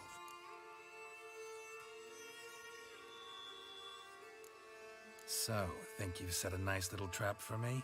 Sorry. Wanna get me to confess? Gonna have to try harder. I love a challenge. In that case, my ears are cocked. What must I do? How about you get the ball rolling? Reveal one of your secrets. Vampires, intriguing creatures, must lead fascinating lives. Anything in particular interest you? Curious what you did after you were reborn. As I'm sure you can surmise, at first I was thoroughly absorbed with recovering. As it is, I've still not recovered completely. Yet I was so weak the first year that I could not stand or move on my own. Detlef bore my weakness bravely, showed great patience. If not for him, I wouldn't be here, and I'd have regenerated far slower. Once I could at last stand unassisted, I set off for Bruges, for my one-time home of Dillingen. There I led the peaceful life of a rural healer and surgeon, enjoying my neighbours' respect and, in fact, constituting the exact opposite of the monstrous vampire the populace imagines. Bruges, you say? Rebirth make you sentimental? Perhaps a dash. But what of you? Where have you been? Ever find your Cyrilla?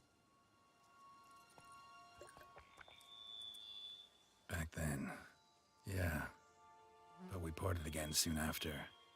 And when the time was ripe, she came back, defeated the Wild Hunt together. Ooh.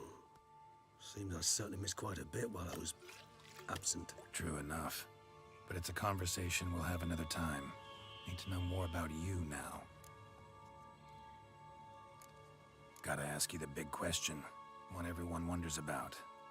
What happens after death? You wish me to tell you if the human belief in the gods is well-founded? Well, that I do not know. We vampires differ exceedingly from you humans. Our matter, that of which we are composed, can exist without form. We require neither a heart, nor a brain, nor air to breathe. But were you dead? As humans understand death, yes. Feel anything?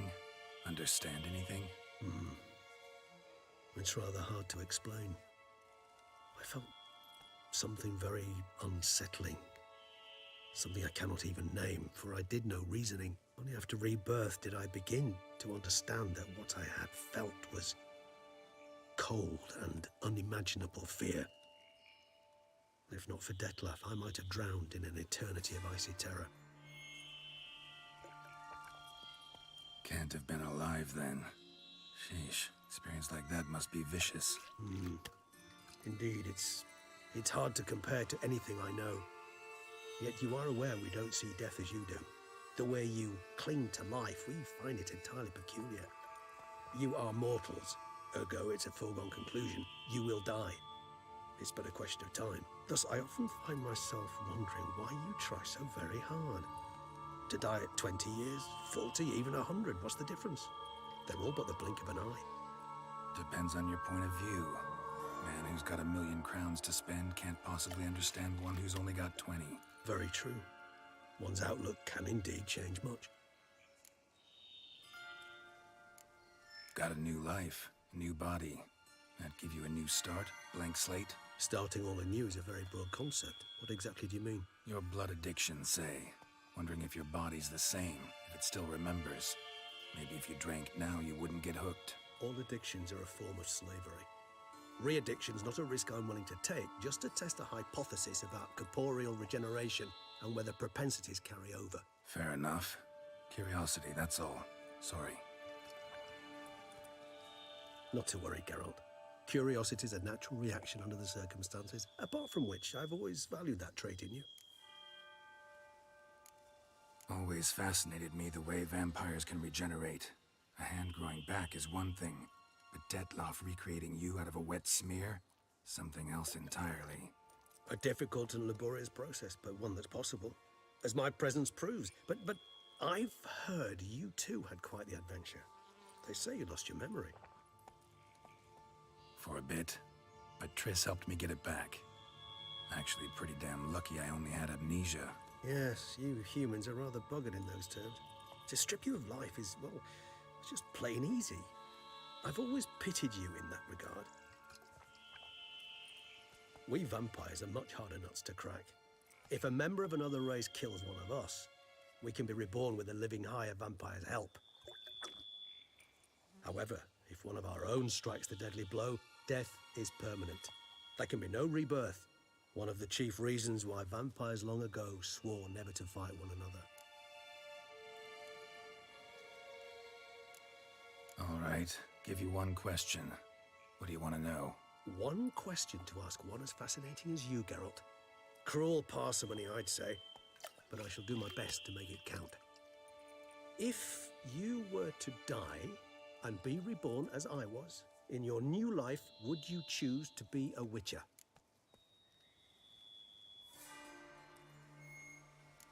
See, Regis.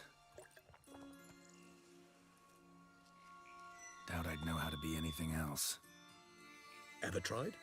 See, you're determined to get an answer, to find out if I like being a witcher. Just refuse to ask directly, as always.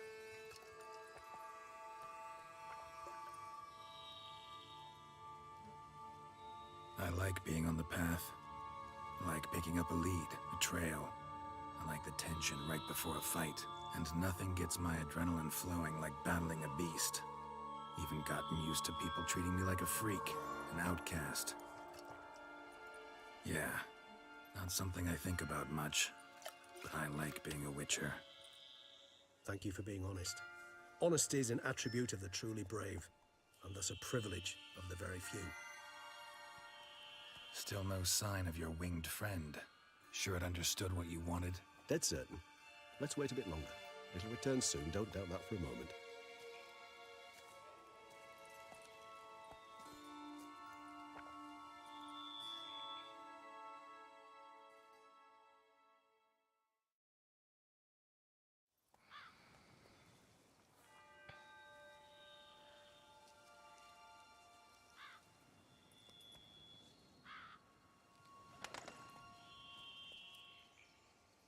Ever vigilant, even in his sleep.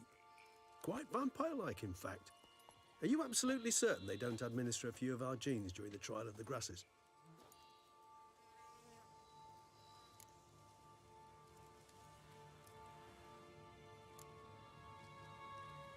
Appreciate the compliment. Got something for me? You were right. No kobolds or mamoons for miles around. Knew it. Allow me to finish. You see, there's this spotted white. It haunts an abandoned residence in the Caraberta woods. Impossible. My brethren hunted down every last spotted white before I was born. Then it seems you must revise your knowledge of spotted whites. For somehow this one managed to survive your brethren's onslaught. It seems I know this home it haunts. Recall a tale about it. Locals believe the place cursed. Perhaps that's how the white survived, entirely unmolested. Whites rarely appear in the woods, even less likely to find them in abandoned human homes. They inhabit remote wildernesses, old abandoned cemeteries. What's your point? This might not be a spotted white after all. Your little helper might have made a mistake. I sincerely doubt it. Ravens are devilishly intelligent creatures, and they've highly developed observational skills. What exactly did they observe? The area around the estate. It's covered in spoons. Spoons? Spare me the skeptical smile. I'm but the bearer of this news. Or perhaps this spotted white is a hoarder. Or the spoons are somehow related to the curse. Know anything else about this curse? I don't recall much in particular. Really don't attach much importance to such things. It was mentioned to me as an anecdote, no more. Come on, search your memory. Something, anything could be important. I believe it had a relation to hunger, or, perhaps greed, rapacity. Someone was punished for something... Textbook definition of a curse, pretty much. Sorry, Geralt. I try not to clutter my mind with the details of every far-fetched tale I happen to hear. What are your thoughts? A specimen of a species thought long extinct, and a curse in one place. That a coincidence, or are they related? Ah, professional curiosity. Personally, I've nothing against you delving into this dilemma, but please remember we need the white's saliva. Nothing beyond that. Let's do this. Start making your decoction while I go get some saliva from that white. Uses it in its brews. Do you imagine the white will simply sell you some? Worst case scenario, I'll bring you its salivary glands. They ought to do as well. For a moment there, I imagined you asking the white to spit into a vial. Quite amusing as a thought, but the salivary glands will do fine indeed. So, see you later. Yes, till later. I shall start by perusing some tomes. Tomes? Thought you were gonna make this decoction. We require one last ingredient. Alas, obtaining it could prove a trifle toilsome. Thus, I hope to identify a suitable alternative. All right. Good luck. And to you, my friend.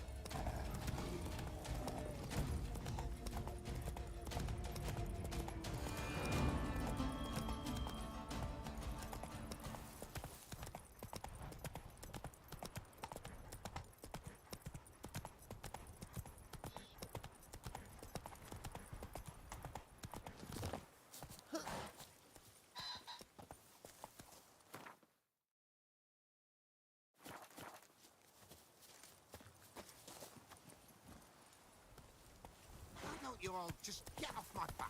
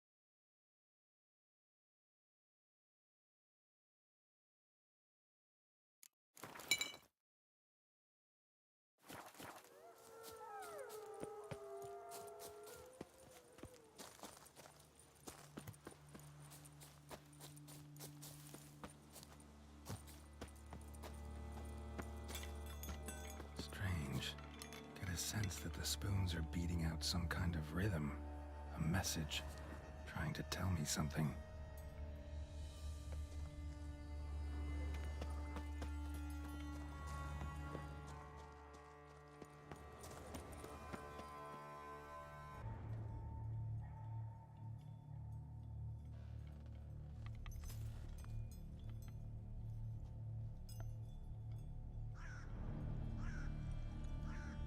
None shall sit and dine with you at your table. No spoon you have shall say to you, never again shall you wish to spy your reflection in the mirror. Sounds like a curse, all right.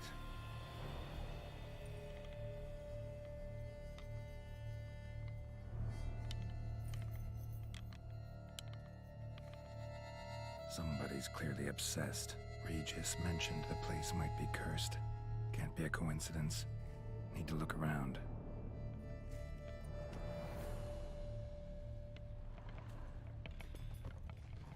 What a pigsty. Need to search it thoroughly. Find a way to collect some white saliva. White's obsessed. A real collector. Thoroughbred.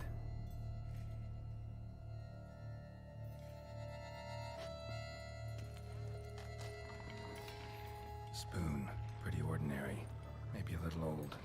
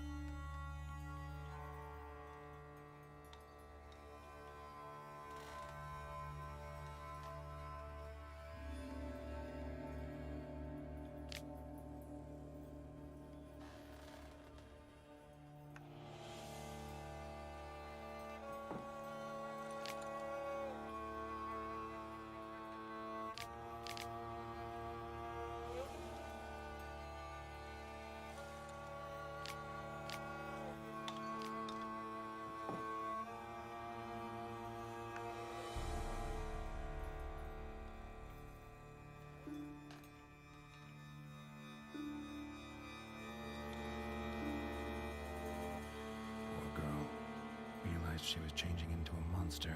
Recorded it in her diary. Poignant. Spoon's incredible. The craftsmanship. Must have graced a rich man's table.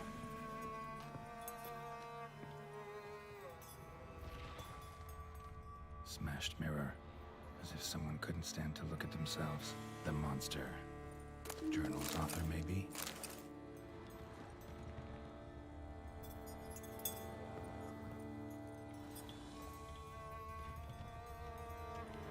No spoon you have shall sate you. Whatever lives here treated that literally, still searching for the right spoon.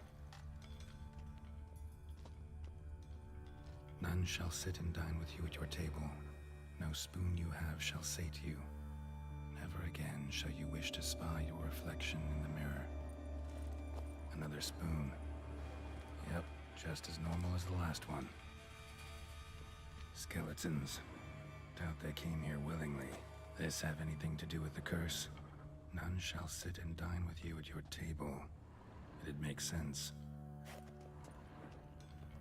No claw or fang marks. Probably choked to death.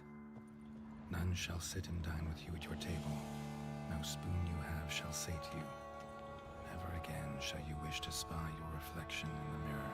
Right on, bit right off. Teeth all knocked out. Somebody tried to force feed him.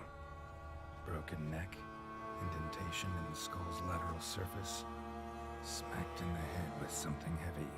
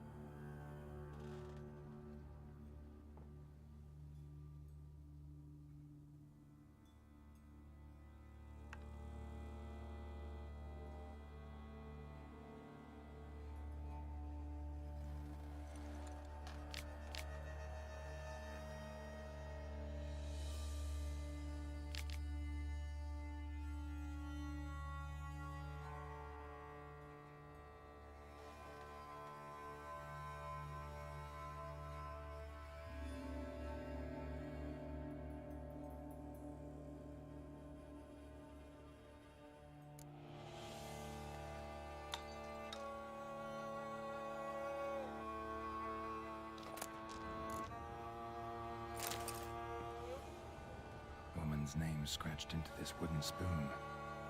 Romantic.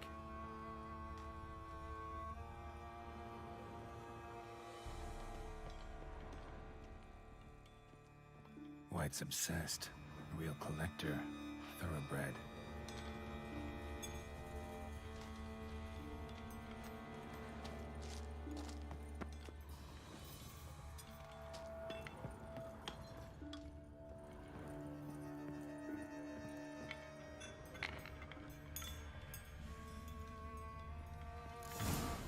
Actually does seem like a White's lair.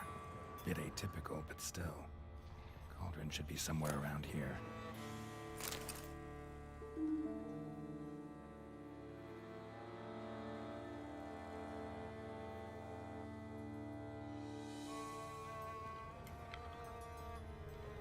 Spoon. Pretty ordinary. Maybe a little old.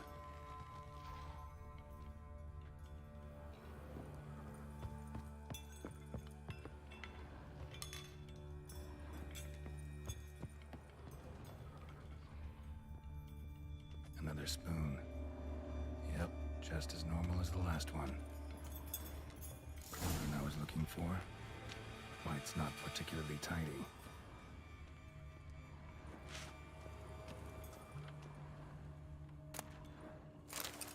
White's obsessed.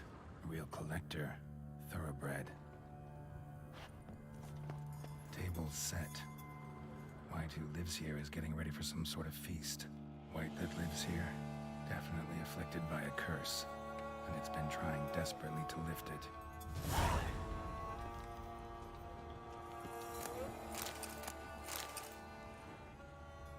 Cauldron's empty, unfortunately. Regis needs some brew. I'm afraid he won't get that. No choice but to hide and wait for the saliva glands and their bearer. Need a spot that'll let me observe the cauldron. Spoon, pretty ordinary. Maybe a little old.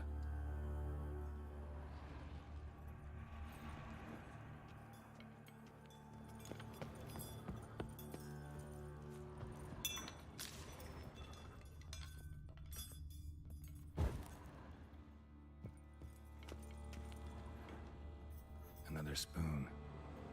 Yep, just as normal as the last one.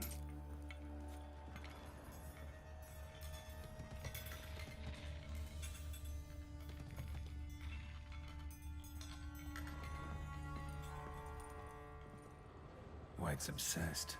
Real collector. Thoroughbred. Spoon. Pretty ordinary. Maybe a little old.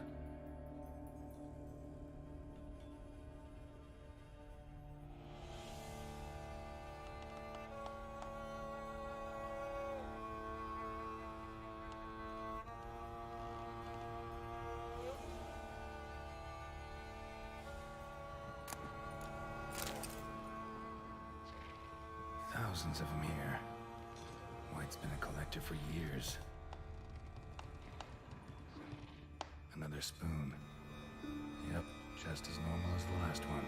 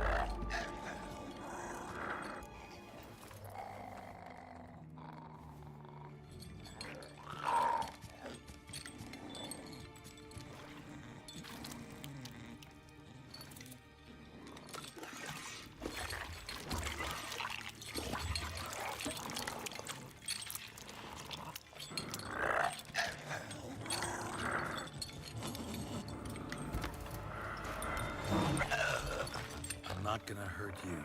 Wanna help? I've seen the words of the curse on the walls. Think I know how to lift it.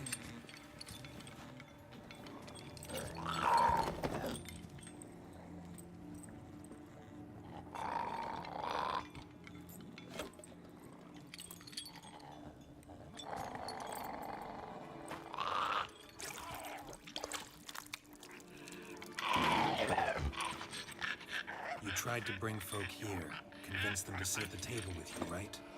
Well, I'm gonna be your guest now. Your willing guest.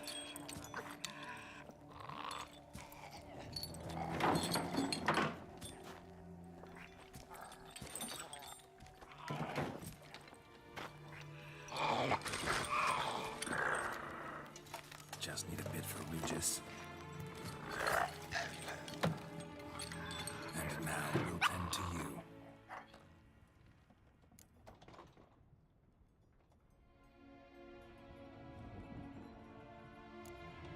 Get this right. Words of the curse were, none shall sit and dine with you at your table. No spoon you have shall sate you. Never again shall you wish to spy your reflection in the mirror.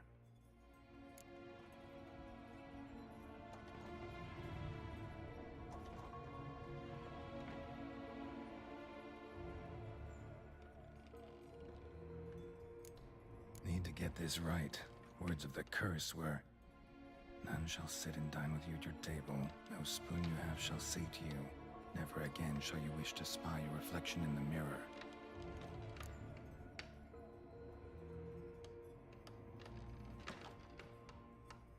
Been searching for the right spoon for years, right? curses can be tricky. Key to this one just might be that you can't eat with your own spoon. That's why we've swapped.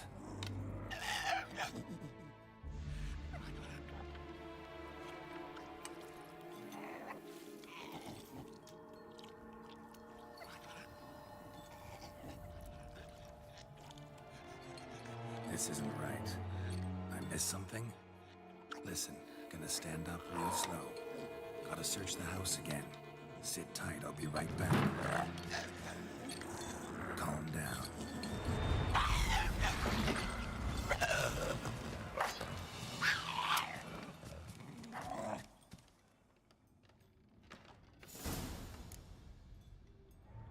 Damn it, didn't work. That vile stuff for nothing. Got the brew for Regis at least.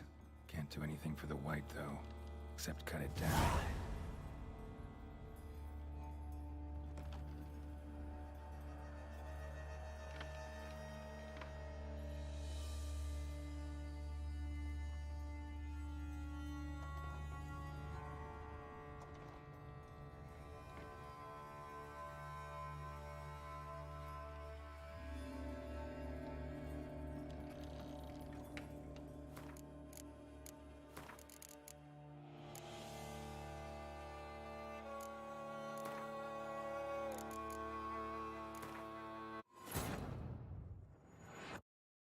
The curse that held him up proved hard to lift, but Yennefer and the Witchers managed to do it.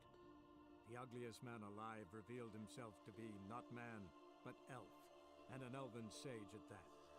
Avalach, for this was his name, was the elven mage who had helped Ciri flee the hunt, then hidden her away on the Isle of Mists.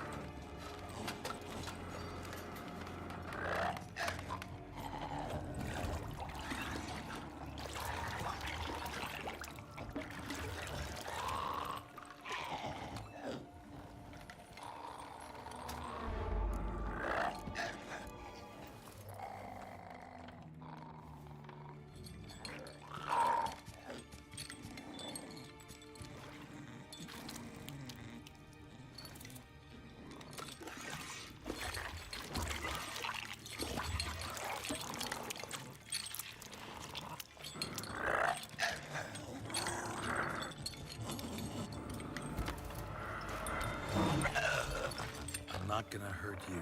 Wanna help? I've seen the words of the curse on the walls. Think I know how to lift it.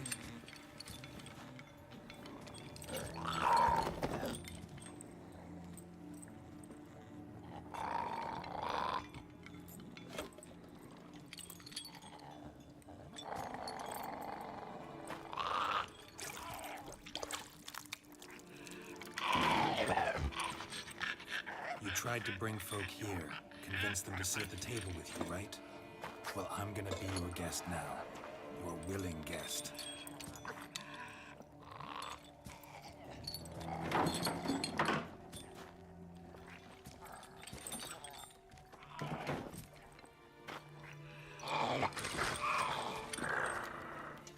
Just need a bit for Regis. And now we'll tend to you.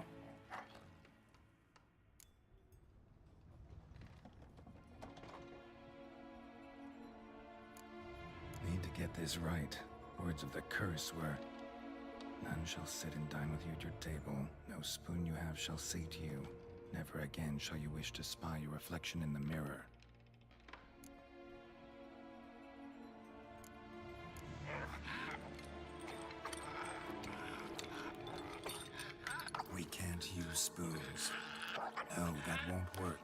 You've been looking for a spoon that would feed you, but there's no such spoon.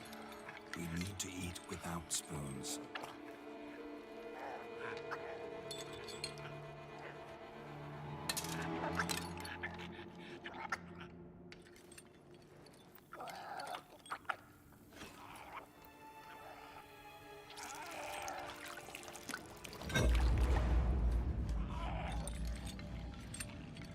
Open your eyes. You need to see your likeness.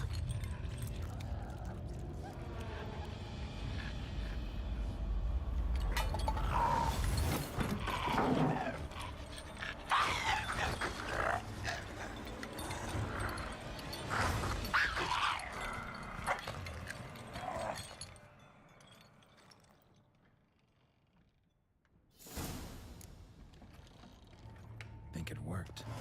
Just not quite like I expected. Need to see what happened to the white. Won't be hard to find given its stench.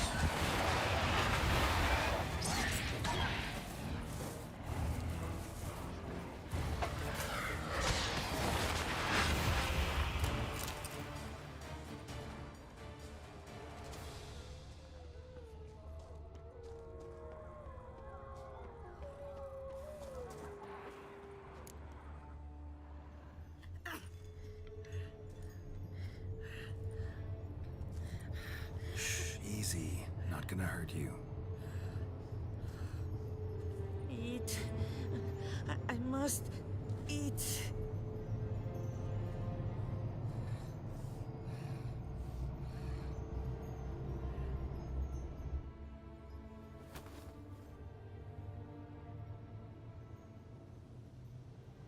I'll take you someplace safe.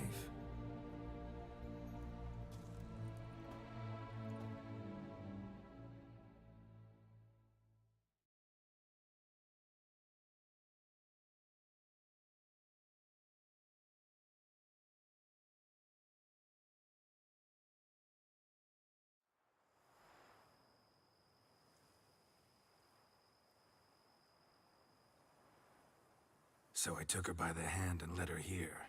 Seemed the only sensible place for her. You did the right thing, sir. She should recover quickly here. I'm deeply pleased, finally, to make your acquaintance, sir, though I do regret the specific circumstances. In all the commotion, I fear I neglected to introduce myself. I'm Barnabas Basilfolti, and by order of the Duchess, I am to serve as your major domo at Corfo Bianco. Nice to meet you, Barnabas Basil.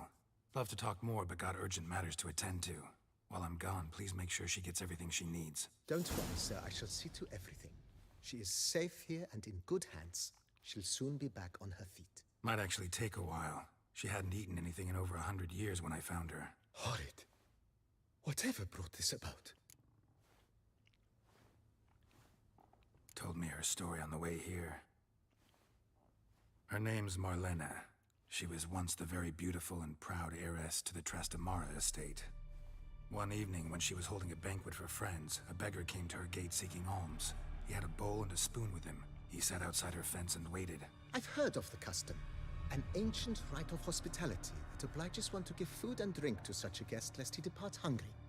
To neglect the custom is to bring great misfortune down upon oneself. Marlena didn't care a whit for the old customs. She drove the man off, saying she'd rather feed the leftovers from her feast to her dogs than to give the beggar anything. The beggar then broke his spoon, cast a curse.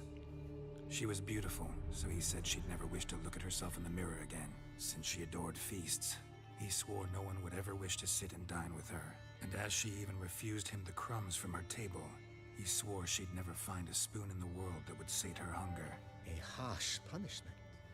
I imagine lifting the curse was hardly simple. Curses are tricky. They play on irony. Always gotta figure out what the catch is. Marlena had spent decades looking for a way to lift it. Transformed into a wight, she stole spoons and lured folk into her home, trying each time to get them to dine with her. Didn't work. So what did? Someone had to sit down and share a meal with her, of their own free will. They had to eat without using spoons, and make her look at her reflection. That's it? That was all it required? Simplest solutions are sometimes the last that come to mind. Besides, when you're a wight, it's pretty damn hard to find willing human company for a feast. I imagine so. But, most importantly, it is now over. Please, don't worry. She will be in good hands here.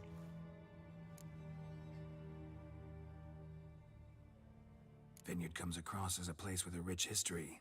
Know who owned it before me? Baron Rossel, who went bankrupt, forcing him to sell the estate to the Duchess. The Baron, in turn, had purchased it from Monsieur Bolius of the Headsman, a truly colorful man of Kedweni origin. He was actually a headsman? No, not him, but his great-great-great-great-grandfather. Indeed. Apparently, he was a common cutpurse who somehow secured for himself the post of ducal headsman in Beauclair. Went about his work with an exceptional penchant. They say he chopped off more heads than there are grapevines in the ducal vineyards. He never hesitated, not once. Never sliced unevenly, never botched a job. For his exemplary service, the Duke granted him a title and this estate. Monsieur Bolius, on the other hand, was an engineer in his younger years. Once retired, he settled here and took to producing wine. Sadly, misfortune struck and he lost his sense first of smell, then of taste. Additionally, he could not drink alcohol. His medic forbade it. Shame that. He gave up making wine? Not at all. He made even more of it. Began throwing wild balls to which he'd invite friends from far and wide in order to treat them to his wine and delight in the fact that at least someone could enjoy it. It's the sort of man he was, Monsieur Bolius.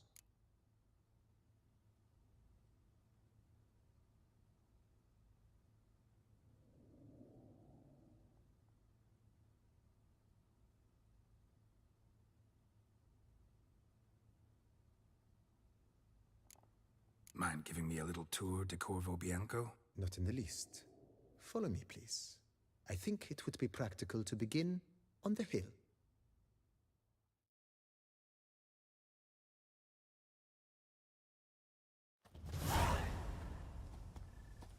Behold, sir, your estate in all its splendor. Pretty vast. Indeed. And now, sir, allow me to show you a handful of interesting details. Follow me, please. Been a major domo all your life? Yes, I come from a long line of major domos. My father was a major domo, as was my grandfather before him, as was my great-aunt. In fact, she was the one to start the tradition. Great-aunt? A hard woman. It is said that already as a child, she knew where she was going and went there. When she arrived in Beauclair, she signed on as a chambermaid at one of the vineyards, then slowly worked her way up to Major Domo. She dragged the rest of the family up the same path.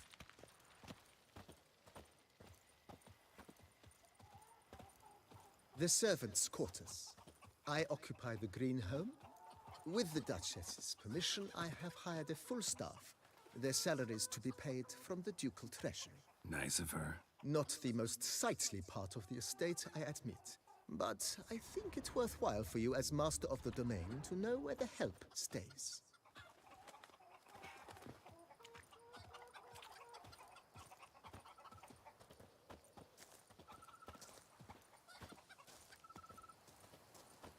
Baron Rossel ordered the vines in this part of the estate uprooted and olive groves planted in their place. They look beautiful, especially come spring. Don't look at all bad now, either.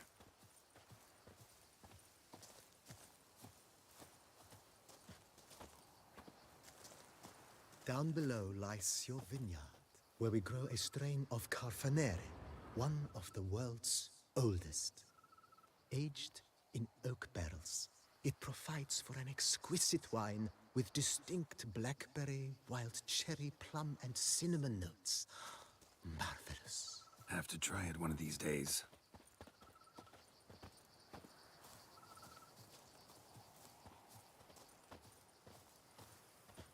Nice well. Picturesque. Yes, though it ran dry long ago. During the raucous feasts Master Bolius held, he would order it filled with wine. There's a tale about a guest attending a Bolius ball for the first time and thus unaware of the custom. He had suffered great heartbreak and had decided to end his life by jumping into the well. The festivities were coming to a close, and the well was nearly empty when the suicidal guest finally jumped. Instead of killing himself, he merely broke his legs.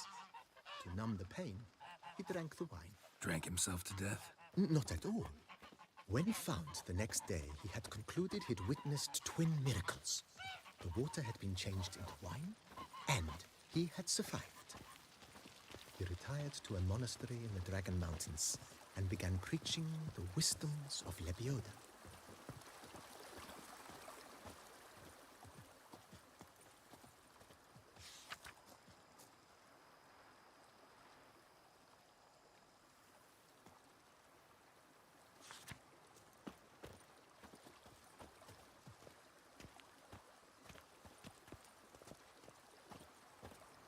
Follow me, please. Monsieur Bolius' wife Nina kept a garden here.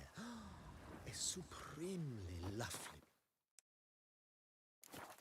place it was. Bit neglected now. I agree. Yet nothing stands in the way of restoring it to its former glory, and once again planting it with herbs and other vegetation.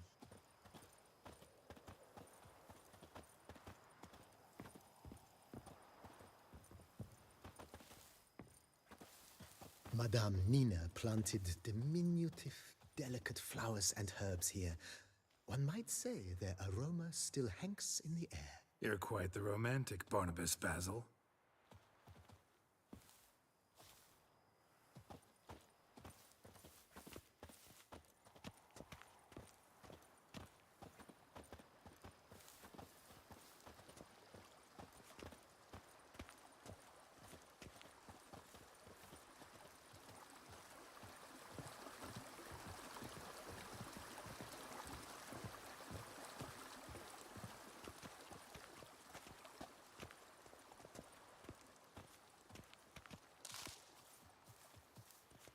This served as an additional wine cellar in years of plentiful harvests. Bit of work, and it'll make a fine stable for Roach.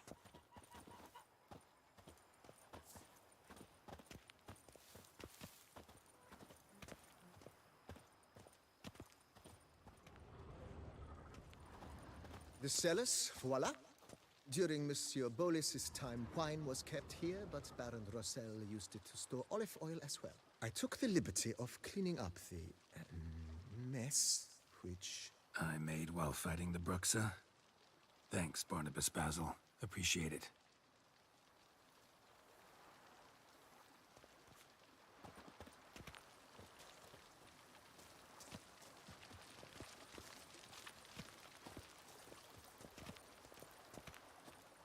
As you can see, the facade is, how to put it, slightly stained. But one cannot deny it, a certain subtle southern charm. True, though it could use a bit of subtle paint.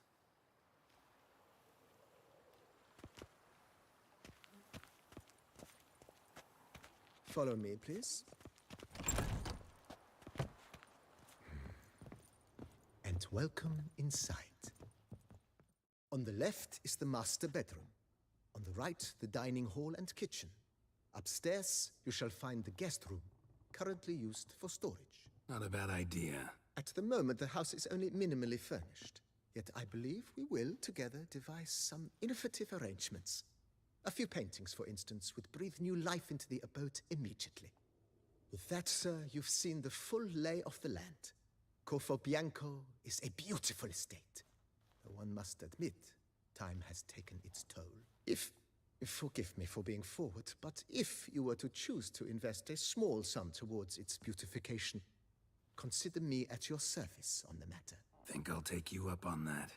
Be sure to come and see you if I decide to do any remodeling. Mentioned the place could stand to be spruced up. Oh, most decidedly, sir.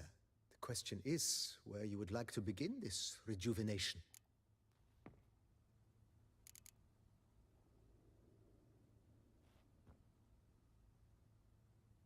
Got these spacious grounds. But maybe it's time to make them more... useful. Oh, yes. We certainly should.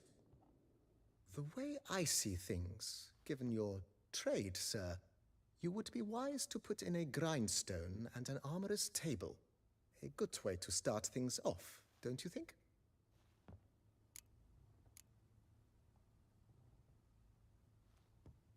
My armor needs work from time to time.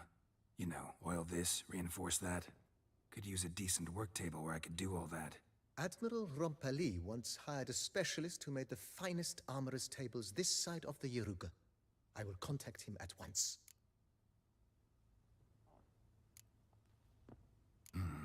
Know what? Might not be the best time to lay out that kind of coin. Let me sleep on it. Ponder the notion however long you wish, sir. I am at your disposal always. If you don't mind, I'd rather postpone talking about renovations. Need to ask you something else. Of course, sir, as you wish. What is the nature of your inquiry? Been thinking about the outer walls. Maybe a fresh coat of paint or some patching. If I might dare to make a suggestion, why not start with a general renovation? I once oversaw such work at Admiral Rompeli's summer residence. The effects were simply breathtaking. Not only did the residence positively sparkle afterwards, but we also made room to display the Admiral's armor and weapons, of which he was a passionate collector. Need to think it over some. I understand, of course. As the venerable Lady Eve Knebly would so quaintly put it, the rash oft contract rashes. That's all for now, BB. Thanks.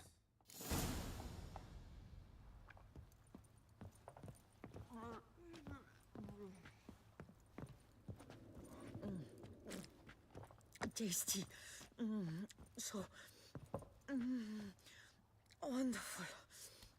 Thank you.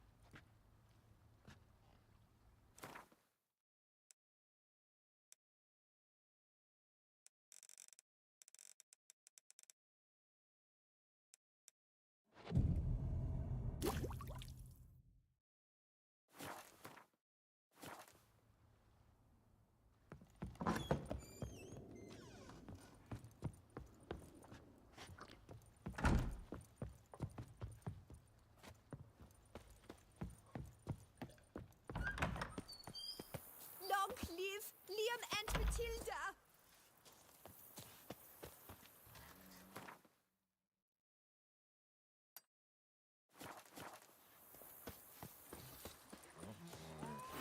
Just yesterday, they were fighting like cats, and today, they're in business together.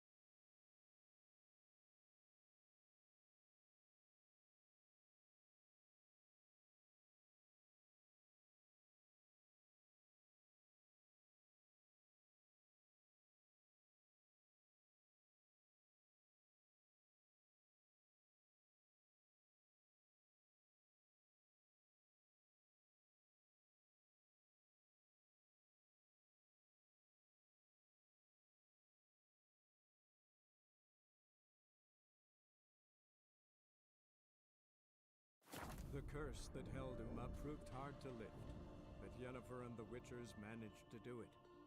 The ugliest man alive revealed himself to be not man, but elf, and an elven sage at that. Avalach, for this was his name, was the elven mage who had helped Ciri flee the hunt, then hidden her away on the Isle of Mists.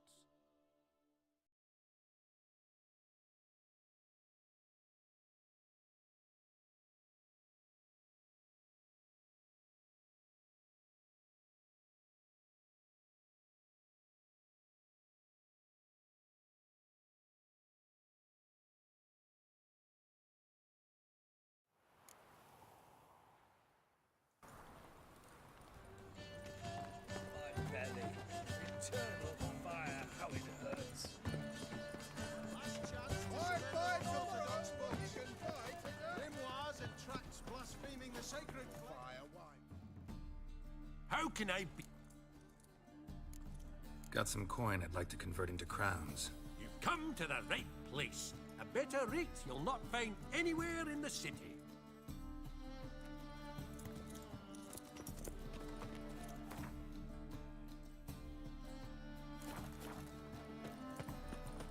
Duty calls. Last chance to surrender unorthodox boats. Wars and tracts blaspheming the sacred fire. Oh, Stop! Dancing on a scaffold. That is real fire. Nuh-uh. It is too. I just smell.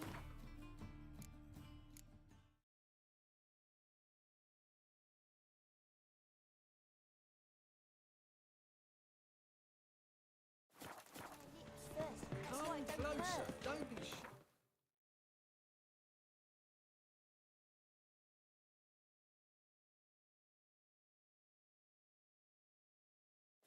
The curse that held Uma proved hard to lift, but Yennefer and the Witchers managed to do it.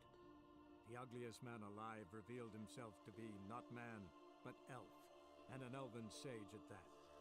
Avalach, for this was his name, was the elven mage who had helped Ciri flee the hunt, then hidden her away on the Isle of Mists.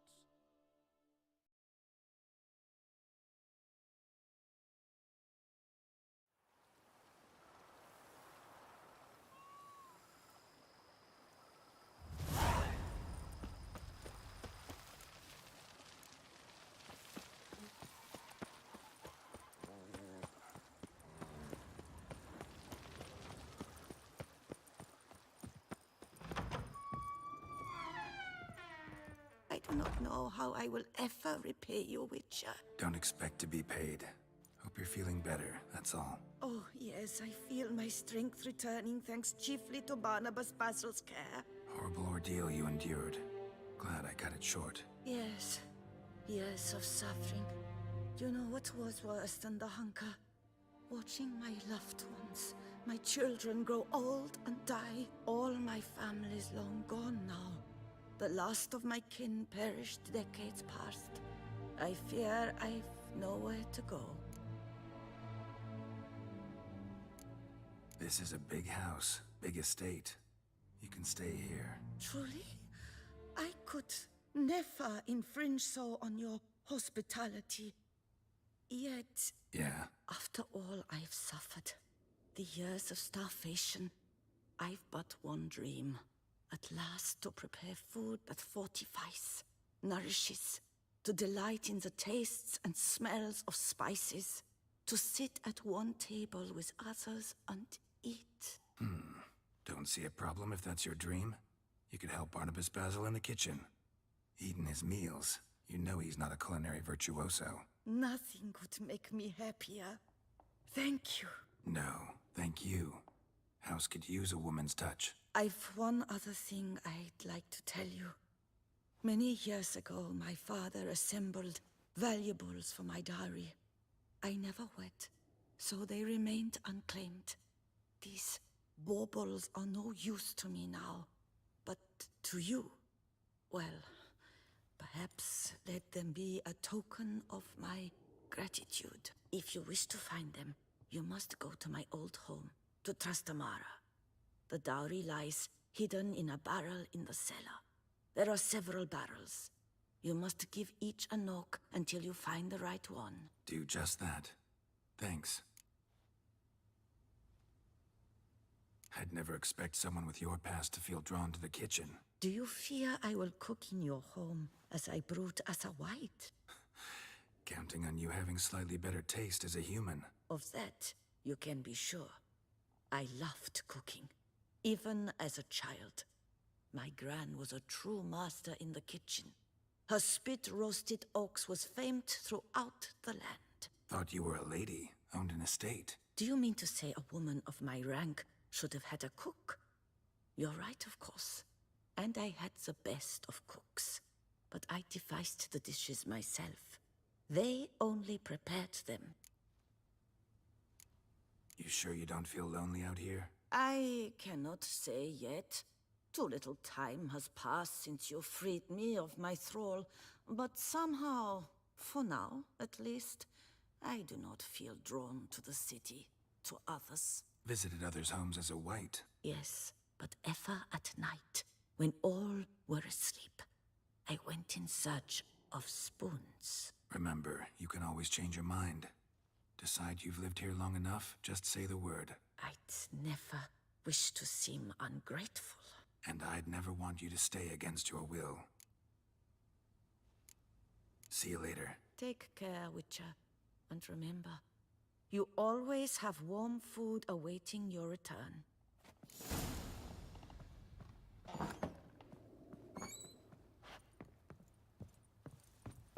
A pleasure to welcome you once again to the as yet humble confines of Corfo Bianco. When last we met, I did not get the opportunity to present my credentials. With your permission, I shall do so now. I previously served with distinction at the Nibli family manor and in Nazaire with Admiral Rompali, who, as you are certain to know, is an extraordinary, demanding gentleman. Whoa, Barnabas Basil.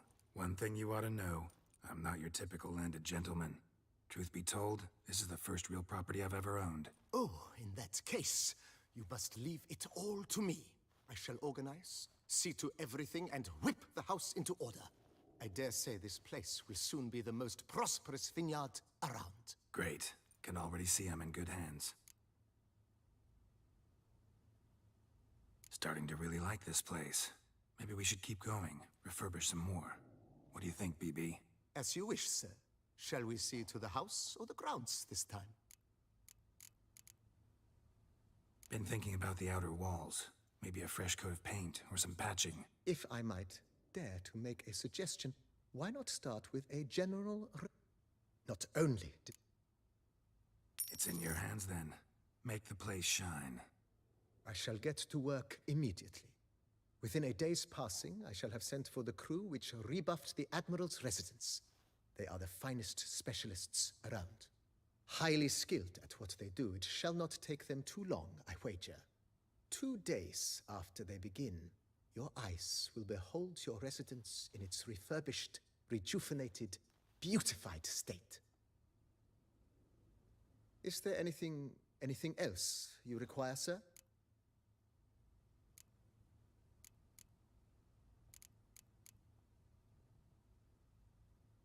Starting to get into this whole renovating thing. There must be other things we can improve. Provided we preserve the ground's Beauclervois stylings, and on condition that you are not considering something like, digging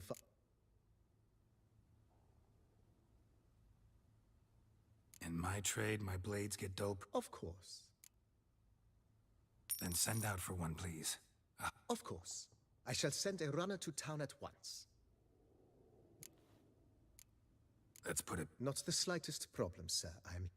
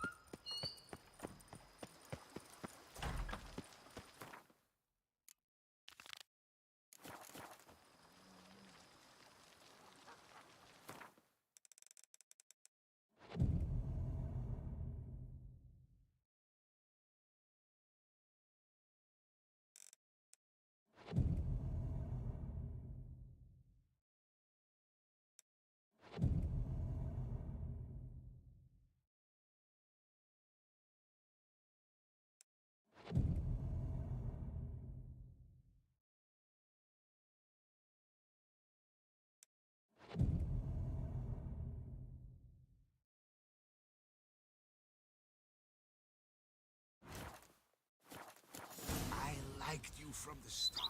Every Witcher I've known has been a swell lad.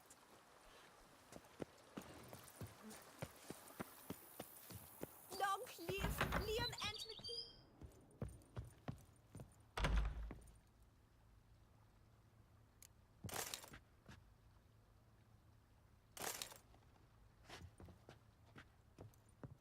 Renovations coming along all right, Barnabas Basil? Superbly, sir. General refurbishment has been completed. And I took the liberty of adding 2 racks, each upon which you might hang weapons and armor, if you've some pieces you'd like to display. Likewise, I have prepared a few spots in which new paintings might be hung. In Athenus, the laborers dusting out the cellar have made a most unusual discovery.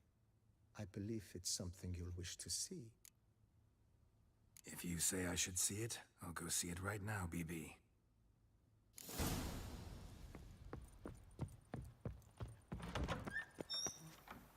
Monsters are your catnip.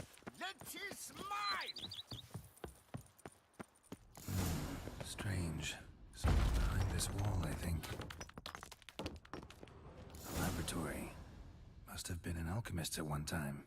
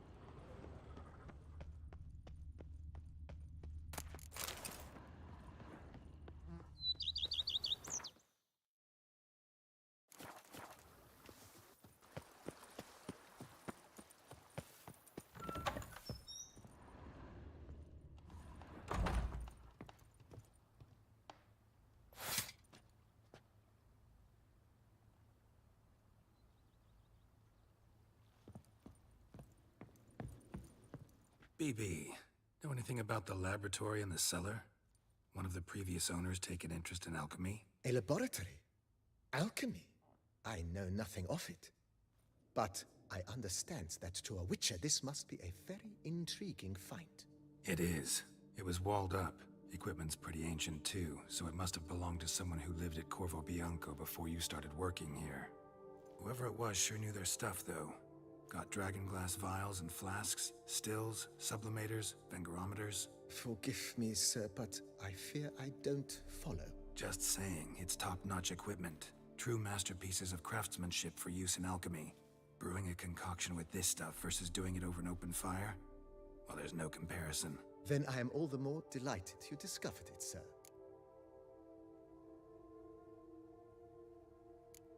Thanks. Gotta get back to my business now. See you soon.